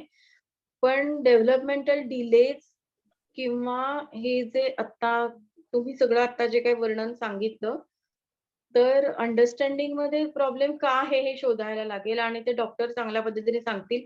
ते डेव्हलपमेंटवर काम करतात आणि ते पिडियाट्रिशियन पण आहेत. त्यामुळे आपल्याला त्यांच्या सगळ्या अनुभवाचा आपल्याला फायदा होईल. तर ते दीनानाथमध्ये असतात. ओके. डॉक्टरांचं नाव पुन्हा एकदा सांगाल का? म्हणजे सगळ्यांना. हां, डॉक्टर सुनील गोडबोले. डॉक्टर सुनील गोडबोले हां, पुण्यामध्ये. दिलं. ओके. अ, माझ्या 11 वर्षांच्या मुलीला अभ्यासात जास्त इंटरेस्ट नाहीये, पण तिला आर्ट एंड क्राफ्टमध्ये paper quilling, best out of waste या गोष्टींमध्ये खूप इंटरेस्ट आहे. तिचे अक्षर पण सुंदर आहे, पण अभ्यासाला भयानक कंटाळा आहे. काय करावे? हां, अभ्यासाला कंटाळा आहे असं आपण म्हणतो ना, तेव्हा हे शोधून काढूया, की कोणत्या नेमक्या विषयाला कंटाळा आहे. कारण आपल्याकडे 10वी ला बेस्ट ऑफ 5 आहे. आपल्या म्हणजे ते आपल्या पथ्यावरच आहे खरं तर. तर त्यामुळे खरंच असं कॅल्क्युलेशन करून, की नक्की कोणत्या विषयामध्ये आवड आहे, कोणत्या विषयामध्ये नाहीये. मग बेस्ट ऑफ 5 चा विचार करता कुठे तिला आपण पुढे आणू शकतो, हे सगळं कॅल्क्युलेशन करूया आपण. आणि मग तिला एक सांगा फक्त, की नाहीये तुला अभ्यासाचा कंटाळा हे मला मान्य आहे. म्हणजे हे सगळेच जण आपण लक्षात ठेवूया, की अभ्यासाच्या बाबतीत काय होतं, घरात 2 टीम तयार होतात. मूल आणि पालक. पालक. तर त्यापेक्षा आपली सगळ्यांची एक टीम असू दे आणि त्याच्यात आपली भाषा अशी असू दे, की मुलांना सांगण्याची, की "मला समजतंय रे, तुला कंटाळा येतोय किंवा हे सगळं फार व्हास्ट आहे ना, हे मला कळतंय." म्हणजे थोडं सांत्वन आणि आपण त्याच्या बाजूने आहोत. त्याचा जो काही पेन आहे ते आपल्याला समजतंय. पण आपल्याला करणं आवश्यक आहे की नाही? अशी जर आपण भाषा ठेवली ना, की आपण मुलांच्या साइडला आहोत, आपण मुलांच्या टीममध्ये आहोत. पण काय आहे ना, की 10वी तर आपल्याला झालंच पाहिजे. असं जर आपण बोलत राहिलो ना, तर मुलांना खूप बरं वाटतं आणि त्यांना वाटतं, की अच्छा इतकीच वर्ष राहिली आहेत ना आता माझी 10वी ची, हां, मग मी करीन. म्हणजे साधारणपणे 8वी-9वी ला तर खूपच जास्त कंटाळा यायला लागतो या सगळ्याचा आणि कंटाळा आला म्हणून मुलं त्याच्यापासून लांब पळतात. म्हणून मी मगासपासून म्हणते, की इंटरेस्ट वाढवूया. तर तो पण तुम्ही करून बघा. जर इंटरेस्ट वाढला तर म्हणजे आता आर्ट एंड क्राफ्ट आवडतं ना, मग आपण इंटरेस्ट कसा वाढवू शकतो? तर जे काही अभ्यास आहे, तर मी तुम्हाला एक उदाहरण सांगते, की एक मुलगी होती आणि तिला मॅथ्स आवडायचं. म्हणजे त्यातल्या त्यात तिला भूमिती खरं तर आवडायचं. पण तिला पेपर-बिपर लिहायचा कंटाळा यायचा. मग तिने काय केलं, तिने ओरिगामी केलं आणि ओरिगामीमधनं तिने शोधून काढलं, की ह्याच्यात भूमिती कसं आपल्याला आणि तिचं ते सुधारलं सुद्धा हे सगळ्याच गोष्टी तिच्या सुधारल्या. त्यामुळे आर्ट एंड क्राफ्ट मधला इंटरेस्ट लक्षात घेऊन आपण अभ्यासाकडे वळवता येऊ शकतो. हे झालं एका भूमितीबद्दल. पण आपण जर तिच्या अभ्यासातल्या ज्या काही गोष्टी आहेत, त्या तिला सांगितल्या, की "तू याचे छान चार्ट तयार कर. ते तू छान डेकोरेट कर." तर ते करता-करताच तिचा अभ्यास होणार आहे.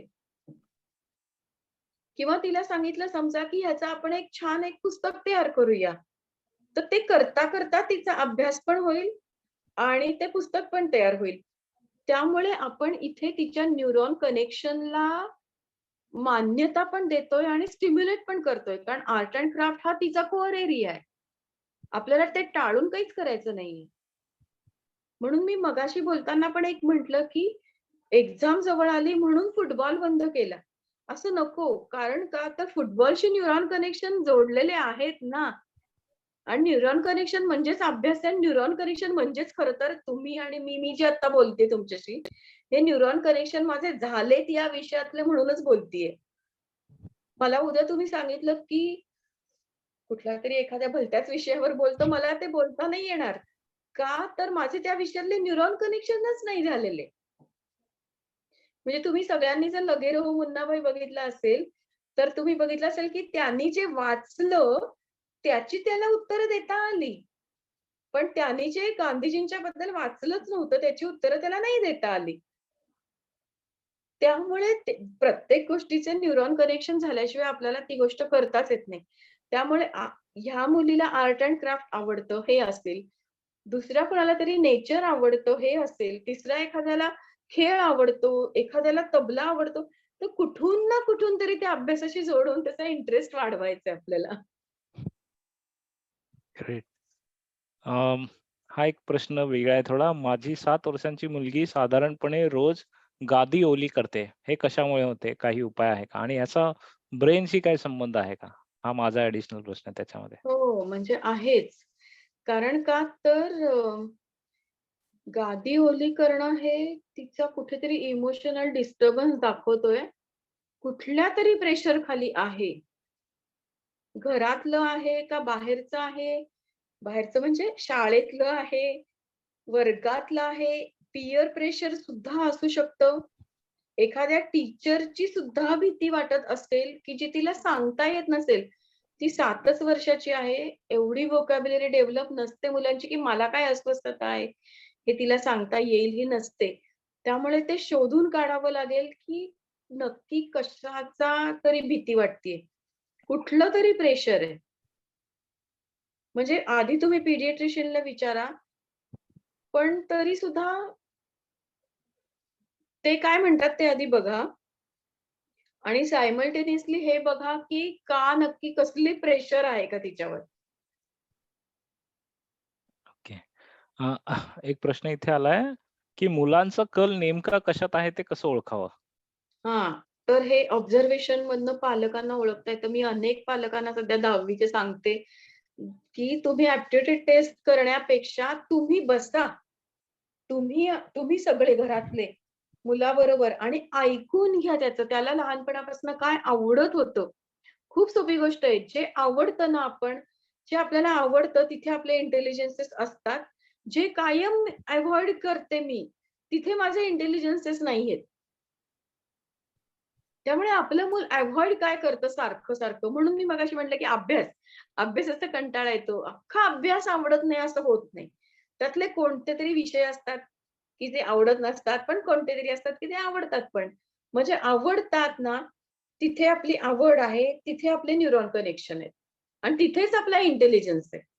त्यामुळे तुम्ही ऑब्झर्व्ह करा फक्त आणि आत्ता ऑब्झर्व्ह म्हणजे आता कसं आहे, की 9वी, 10वीच्या मुलांना समजा, की सिनेमातली गाणी खूप आवडतात. म्हणून त्याचा म्युजिकल इंटेलिजन्स आहे का? तर नाही. लहानपणापासनं ऑब्झर्व्ह करतोय आपण तर खरंच त्याचा असं एखाद्या अ, गाणं चालू असेल तर त्यातल्या तालाकडे त्याचं लक्ष होतं का? तो कधी म्हटला का, की मला अमुक एक शिकायचंय? किंवा फावल्या वेळामध्ये मुलं काय करतात? हा तर सगळ्यात जास्त चांगली गोष्ट आहे, की फावल्या वेळात मुलं काय करतात. तिथे जी आवडते गोष्ट तीच मुलं करतात आणि तिथेच त्यांचा इंटेलिजन्स असतो. असं एक सोपं समीकरण आहे त्याच्यासाठीचं. त्याच्यासाठी एवढी 10,000-15,000 रुपये घालून ॲप्टिट्यूड टेस्ट करायची गरज खरंच नाहीये. फक्त मुलांचं ऐकलं पाहिजे. त्यांच्यावर विश्वास ठेवला पाहिजे आणि आपल्याला काय अव्हॉइड करायचं एवढं कळलं तरी सुद्धा काय करायचं हे कळतं. फक्त मुलांवर विश्वास ठेवला पाहिजे. छान. पुढचा प्रश्न घेतो मी. माझा मुलगा 4 वर्षांचा आहे. त्याला माईल्ड ऑटिझम आहे. नंबर्स आणि शेप्समध्ये खूप इंटरेस्ट आहे. त्यांनी ॲडिशन आणि रीडिंग, रायटिंग स्टार्ट केलंय. त्याच्याकडे पझल सॉल्व्हिंग, पाठांतराचे स्किल्स आहेत. तर त्याला मी चांगल्या पद्धतीने कशी डायरेक्शन देऊ शकते? त्याला शेप्स आवडतात हेच लक्षात आलंय ना. हं. मग त्याला अजून काय-काय आवडतं त्याची तुम्ही एक लिस्ट करा आणि जे आवडतंय तिथून त्याला पुढचे अनुभव द्यायचेत. समजा आता तुम्ही सांगितलं की शेप्स आवडतात. मग शेप्स कुठे-कुठे, कसे-कसे त्याच्या ॲक्टिव्हिटी वेगवेगळ्या करणं. म्हणजे समजा कागदाचे तसे शेप्स तयार करून कापणं, ते रंगवणं. हे करून त्याचं डिझाइन बनवणं. कारण ऑटिस्टिक मुलांचं डिझायनिंग चांगलं असतं. त्यांचं व्हिज्युअल स्पेशियल इंटेलिजन्स त्यांचा चांगला असतो. व्हिज्युअल स्पेशियल म्हणजे काय? तर समजा एखादी रिकामी जागा आहे. म्हणजे आता आपण समजू की रिकामा कागद आहे, एक मोकळा कागद आहे. या कागदावर चित्र काढायला सांगितलं. काही मुलं बरोबर मध्यावर काढतील, काही जण कोपऱ्यावर काढतील, काही जण तो जो सेन्स आहे ना, स्पेसचा सेन्स मोकळ्या अवकाशाचा सेन्स हा आपल्याला त्याचा डेव्हलप करायचा आहे तिचा. त्यामुळे ह्याच्याच वेगवेगळ्या ॲक्टिव्हिटी करणं, तिला ओरिगामी करायला देणं, तिला शेप्समध्ये चित्र रंगवायला देणं, हे आम्ही आता ह्या वयाच्या ॲक्टिव्हिटीज सांगतेय हां. अजून थोडं मोठं झाल्यावर मग ती त्याच्यातनं तिला तिचं एक अख्खं विश्वच सापडेल हळू की अजून आपण ह्याच्यात काय करू शकतो? मग कागदावरनं कापडावर येणं, कापडावरनं अजून वेगळी-वेगळी मटेरियल्स जी मिळतात बाजारात, म्हणजे अगदी सोप्पं सांगू का? आपण समजा एखाद्या चपलांच्या दुकानात गेलो, म्हणजे रस्त्यावरचं दुकान हां, जे शिवतात, दुरुस्त करतात. त्या एखाद्या दुकानात गेलो ना, तर तिथे आपल्याला न तयार केलेले म्हणजे चपलांचे स्लीपर्सचे फक्त सोल असतात खालचं. तर ते जे काही मटेरियल आहे, ते जरी तुम्ही आणलं, ते कापलं, तर एक वेगळ्या प्रकारचं स्टिम्युलेशन ब्रेनला मिळणार आहे. कागदाचं वेगळं, कापडाचं वेगळं, फोम शीटचं वेगळं. हे एखादं हार्ड जे स्लीपर सारखं मी म्हटलं ते वेगळं. हे सगळं तिला भरपूर करू द्या. एकाचा कंटाळा आला तर दुसरा, दुसऱ्याचा कंटाळा आला तर तिसरा. ह्याच्यातनं या शेप्समधनं तिला वस्तू बनवायला सांगू शकतो का आपण? ते बघूया. ह्याचे काही चार्ट्स तयार करू शकतो का? ह्याचे आपण काही एज्युकेशनल खेळणी तयार करू शकतो का? काही टॉयज करू शकतो का? आत्ता ती छोटी आहे, पण हळू-हळू ग्रेडेड म्हणजे पुढच्या वर्षी काय करूया? 15 वर्षापर्यंत साधारणपणे अशी काय कला तिच्या हातात असेल, की ज्यामुळे तिला असं नाही वाटणार, की आपण इतरांच्या मागे पडलोय. कारण कुठल्याही वयोगटातलं मूल असू दे, त्याच्या आवडीकडे लक्ष दिलं ना, की त्याच्या करिअरचा पाथ आपल्याला आपोआप सापडतोच. खूप छान. खूप महत्वाचं उत्तर आहे हे आणि सिम्प्लिफाईड आहे. की आवडीकडे स्पेशली लक्ष द्या मुलांच्या. हं, हं. आणखीन एक प्रश्न घेतो रुपाली यांचा. मला 9 इयर्सच्या ट्विन मुली आहेत. मोठी मुलगी खूप शांत आहे, पण छोट्या मुलीची सतत लहान-सहान गोष्टीवरून खूप चिड करते. तर काय करू शकते? तिची लास्ट 2 इयर्स पासून एपिलेप्सीची ट्रीटमेंट चालू आहे आणि आता काही दिवसात कंप्लीट होईल. अभ्यासात खूप छान प्रगती आहे. तिला रिदम आवडतो का बघा आणि माझ्याकडे ते एका मुलीला एपिलेप्सी झाली होती ना, तर तिने डान्समध्ये बऱ्याच परीक्षा पण दिल्या पुढच्या. त्यामुळे चिड का होते, तर तिला जे करावंसं वाटत असेल, ते करता येत नसेल तरी सुद्धा चिड होते. त्यामुळे थोडंसं रिदम ती काही चांगलं ऐकेल का हे बघा. अ, शांत करणारं म्युझिक अर्थातच. कधी तिला फक्त तबला ऐकवा, कधी सतार ऐकवा. कुठल्या गोष्टीची ती जास्त मागणी करते ते बघा. एक घरात ना सतत एक काहीतरी चालू राहू दे म्युझिक. एक छान असं ज्याला अभिजात संगीत म्हणतो. असं जर चालू राहिलं ना, तर तिचा ब्रेन डेव्हलपमेंटसाठी ते खूप चांगलं होईल. ओके. Thank you. आणि ह्या अनुष चिड पण कदाचित कमी होईल.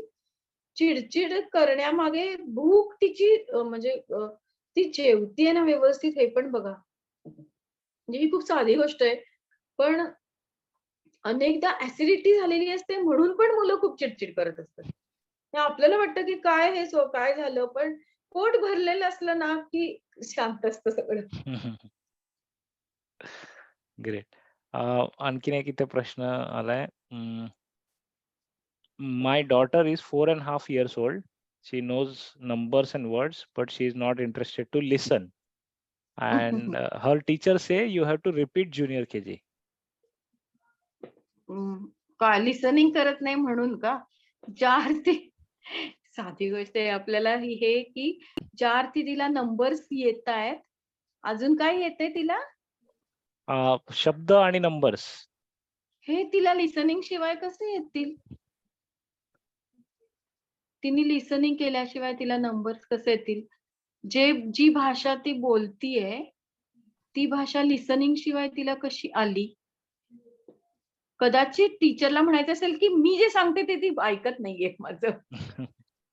लिसनिंगवर नाहीये हा प्रश्न. मला वाटतं, की शाळेमध्ये ती ऐकत नसेल.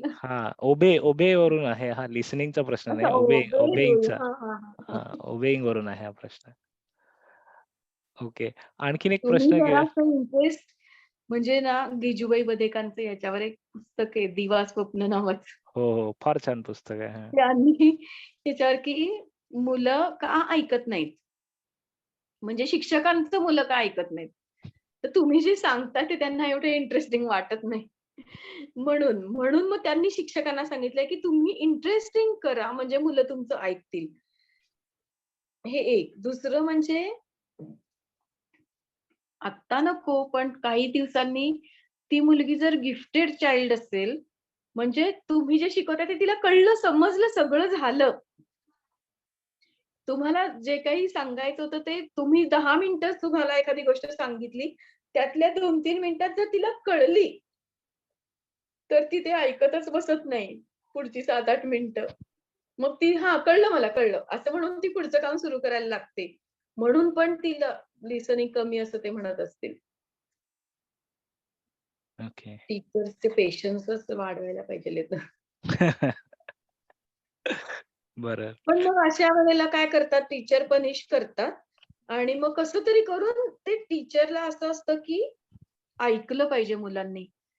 खरं तर ना इथे मला टीचरनाच असं सांगायचंय, तुम्ही सांगू नका त्यांनाही जाऊन. कारण ते म्हणतील, की आम्हाला कळतं कसं शिकवायचं ते. पण मुलांची ना nursery, junior KG, senior KG मध्ये ॲक्टिव्हिटी 10 मिनिटं आणि बसून करण्याच्या गोष्टी त्यांच्या अटेन्शन स्पॅननुसार 5 मिनिटं आणि ॲक्टिव्हिटीतनं शिक्षण असं जर बालवाडीतल्या टीचरनी केलं ना, तर त्यांना हा प्रॉब्लेमच येणार नाही कधी. पण तिनी ऐकावं असं वाटत असेल तर आणि ती जर गिफ्टेड चाइल्ड असेल, तर तिला 2 मिनिटातच कळणार आहे तुमच्या इन्स्ट्रक्शन, मग ती नाही ऐकणार. यातलं काय आहे ते बघायला लागेल तिच्या बाबतीत. ओके. आणखीन 2 प्रश्न आपण घेऊया आणि त्याच्यानंतर आपण सेशन क्लोज करूया. अ, एक प्रश्न आलाय, माझी मुलगी झोपेत दात कडकड करते. ती 8 वर्षांची आहे. तर हा काय प्रॉब्लेम असू शकतो? कशाशी संबंधित? पेडियाट्रिशियनला दाखवा, कारण कॅल्शियम कमी असलं की मुलं हे करतात. ओके. काही वेळेला मुलं दात स्वतःचे पण दात कडकड कॅल्शियमची कमतरता एवढं एकच असतं त्याच्यामध्ये, दुसरं काही नसतं. त्याच्याबरोबर बोलत असेल समजा किंवा लाथा पण मारत असेल, तर असं असतं की खूप खेळायचंय, पण ते खेळणं कंप्लीट नाही झालेलं अजून. कारण आपल्याला माहिती आहे ना, मुलांमध्ये एनर्जी खूप असते. मग ती म्हणजे आमच्या लहानपणी आम्ही चालत शाळेत जायचो, चालत यायचो, ग्राउंडवर खेळायचो. या सगळ्यामुळे ती एनर्जी सत्कारणी लागायची. पण आजकालची मुलं बसून सगळीकडे असतात. तर पण एनर्जी तर नेचरने क्रिएट केलेली आहे. मग त्याचं काय करायचं? मग ती अशी रात्रीच्या वेळेला बाहेर पडते. तर त्यामुळे तिची एनर्जी नीट कन्झ्युम होतीये ना हे बघा. म्हणजे ती सत्कारणी लागतीये ना आणि कॅल्शियमची कमतरता. कारण ह्या वयामध्ये मुलांची उंची वाढत असते, हाडं वाढत असतात, हाडं मजबूत होत असतात. त्याला कॅल्शियम थोडंसं कमी पडू शकतं. ओके. मगाशी एक प्रश्न होता, की हे सगळं शिक्षण तज्ञ आणि त्यानुसारच शिक्षण व्यवस्था का नाही ठेवत? बरोबर. तो मी तर शेवटासाठी हा ठेवला होता जर प्रश्न. हां, हे जर झालं असतं तर खूपच चांगलं झालं असतं. म्हणजे मल्टिपल इंटेलिजन्सच्या आधारावरच शाळा, की त्या शाळेमध्ये मुलं येतील, आपापल्या इंटेलिजन्सनुसार अभ्यास करतील. जे इंटेलिजन्स त्यांचे कमी आहेत किंवा जे ते अव्हॉइड करतात, ते कसे वाढवायचे ह्याचा विचार शिक्षक करतील. असं जर केलं तर खरोखर आपली मुलं मुख्य म्हणजे सुखी होतील आणि त्यांना आपला करिअरचा पाथ हा खूप लहानपणी सापडलेला असेल. तर हे नाही होत ना, हाच तर प्रॉब्लेम आहे. पण पुण्यामध्ये आम्ही आता सुरू करतोय असं तरी कसं म्हणू मी, कारण आम्ही अगदी 2 वर्षाच्या मुलांना आणि ते पण एकाच ठिकाणी रिस्ट्रिक्टेड कर्वेनगर. ते पण ताथोडे बागेच्या जवळ, की ती मुलं आमच्याकडे सध्या येऊन आम्ही त्यांना 8 इंटेलिजन्सेसच्या अपॉर्च्युनिटीज देतोय, की ह्यातल्या आपण संधी दिली तर या न्यूरॉन्सना त्यांना कुठेतरी पुढे जाऊन त्यांना कळेल, की अरे ही माझी आवड होती. पण अजून मी त्याच्याबद्दल खूप बोलावं इतकं ते अजून मोठं झालेलं नाहीये. त्यामुळे बरोबर. पण ज्यांना इंटरेस्ट आहे त्यांनी माझ्या Facebook पेजला जर बघत गेलात, तर मी टाकत असते त्याच्याबद्दल काही ना काहीतरी माहिती. ओके. अ, गुरुकुलमध्ये असेल तर माहीत नाही मला.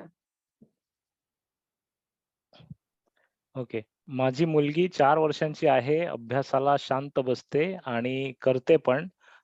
पण फार चंचल आहे. मोस्टली एखादी गोष्ट पूर्ण न करता सोडते किंवा घाई-घाईमध्ये करण्याचा प्रयत्न करते. अख्खा दिवस धावपळ करत असते. जे करत आहे ते पूर्ण करण्याची सवय कशी लावता येईल? 4 वर्षाच्या मुलीनी जसं वागायला हवं तसं ती वागतेय ॲक्चुअली. याचं कारण असं आहे, की मी मगाशी जी स्लाईड दाखवली ह्याच्या आधीची जी स्लाईड होती ना कॉर्पस कलोझमची, तर त्याच्याबद्दल मी सांगते आत्ता थोडंसं अजून जास्त, की हा कॉर्पस कलोझम जो आहे ना, तो वयाच्या 8 वर्षापर्यंत डेव्हलप होत असतो. 8 वर्षानंतर तो डेव्हलप होतो आणि 8 वर्षाला 8 वर्षापर्यंत या कॉर्पस कलोझमची मागणीच अशी असते, की मुलांनी खूप हालचाल केली पाहिजे. जर मुलं हालचाल करत नसतील, तर प्रॉब्लेम आहे. मुलं जेवढी हालचाल करतील, तेवढा त्यांचा हा कॉर्पस कलोझम डेव्हलप होणार आहे. आणि तो डेव्हलप झाला, की अं, एकदा तो डेव्हलप झाला, की तो आयुष्याच्या शेवटच्या श्वासापर्यंत आपल्याला मदत करतो, उभं राहण्यासाठी 2 पायांवर. कारण जेवढी लहानपणी हालचाल जास्त, तेवढं 70च्या नंतर काठी घेण्याचं प्रमाण कमी. आपण मग बघतो ना, की साधारणपणे 75 वर्षांचे आजोबा-आजी घसरून पडायला होतं. तर हे जे घसरून पडणं आहे ना, हे कॉर्पस कलोझम हळू-हळू शिथिल होतं म्हणून होतं. तर मुलं लहानपणी जेवढी चालतील, पळतील, उड्या मारतील, तेवढा हा कॉर्पस कलोझम त्यांचा सक्षम होणार आहे. आणि म्हणून मुलं 8 वर्षाच्या खालची खूप हालचाल करतात आणि 8 वर्षानंतर हळू त्यांचं हालचाल कमी होते. त्यामुळे तिला ते सगळं करू द्या. अटेन्शन स्पॅननुसार ती शांतपणे अभ्यास करत असेल, तर कौतुक करा तिचं, की छान. आणि कुठलीही गोष्ट मुलांकडनं एकूणच आयुष्यातच करवून घ्यायची असेल, तर थोडं कौतुक केलं, की मुलं करतात. आपलं पण तसंच आहे. बरं. कौतुक केलं, इन्सेंटिव्ह दिले, तर आपण काम करणार. नाही तर मग असं आहेच आपलं पण. त्यामुळे विरुद्ध टीममध्ये नाही. मुलं आणि आपली एकच टीम असली पाहिजे आयुष्यभर. 2 विरुद्ध टीम नको. श्रुतीताईंचं Facebook पेज जे आहे ते त्यांच्या नावानेच आहे. सो तुम्ही श्रुती पानसे असं शोधलत तर मिळतील. 2 पेजेस आहेत मला श्रुती वाटतं ना पानसे तुमचे? नको. श्रुती पानसे माझं नॉर्मल होतं. तेव्हा मी ते त्याची ती कपॅसिटी पण कमी असते ना, तर ते हां. डॉक्टर श्रुती पानसे नावाचं नंतर जे काढलेलं आहे, तर तिथे सगळीच माहिती असते. ओके. डॉक्टर श्रुती पानसे या नावाने. हां. ठीक आहे. एक शेवटचा प्रश्न घेऊया. माझी मुलगी अतोनात प्रश्न विचारते, पण साधारण तिच्या वयाची आजूबाजूची मुलं इतके प्रश्न विचारत नाहीत. हे नॉर्मल आहे का? हो, नॉर्मल आहे. म्हणजे ती जास्त तिचा मेंदू चालतोय, बौद्धिक वाढ तिची जास्त आहे समजूया आपण. कारण क्वेशनिंग एबिलिटी खूप महत्वाची आहे आणि ती मॅथेमॅटिकल, लॉजिकल इंटेलिजन्सला जोडलेली आहे. त्यामुळे तिच्या किती तुम्ही उत्तरं देऊ शकत असाल माहीत नाही, पण एक 80% प्रश्नांची उत्तरं द्या. 20% जे देऊ शकत नाही ते सांगा, की मी तुला विचारून सांगते, बघून सांगते. असं काहीतरी तिला सांगा. पण तिचा मेंदू चालू आहे ह्याचं हे लक्षण आहे. छान. Thank you. सो मंडळी आजचं सेशन खरंच खूप फ्रुटफुल होतं. माझ्यासाठी पण होतं पर्सनली आणि आय एम शुअर तुम्हाला पण बऱ्याच गोष्टी याच्यातून शिकायला मिळाल्या असतील. आणि जसं श्रुती त्यांनी सांगितले, की हा विषय अमर्याद आहे. याला एंडिंग नाहीये आणि खूप ऑब्झर्वेशन करायचंय, प्रेमाने हं. करायचंय. आपली मुलं आणि आपण एक टीम आहोत हा खूप महत्त्वाचा संदेश आहे आजच्या दिवसात मिळालेला.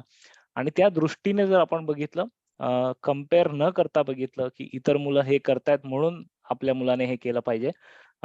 जर तसं आपण अव्हॉइड केलं, कंपॅरिझन अव्हॉइड केलं, तर बऱ्यापैकी चांगली आपण आपल्या मुलांच्या बौद्धिक वाढीला मदत करू शकतो. आपलं सेशन पालकांसाठी होतं, की आपण काय करू शकतो आणि त्याच्यामध्ये आय थिंक तुम्हाला इनफ मार्गदर्शन, सफिशियंट मार्गदर्शन मिळालं असेल.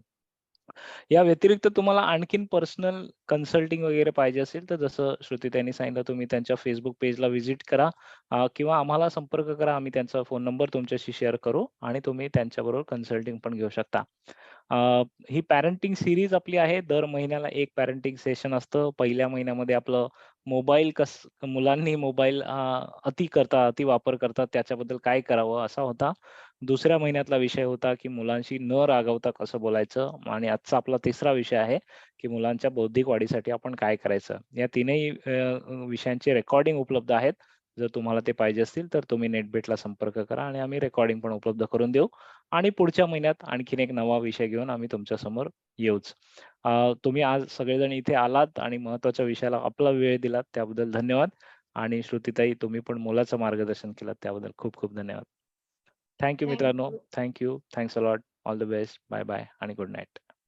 येस.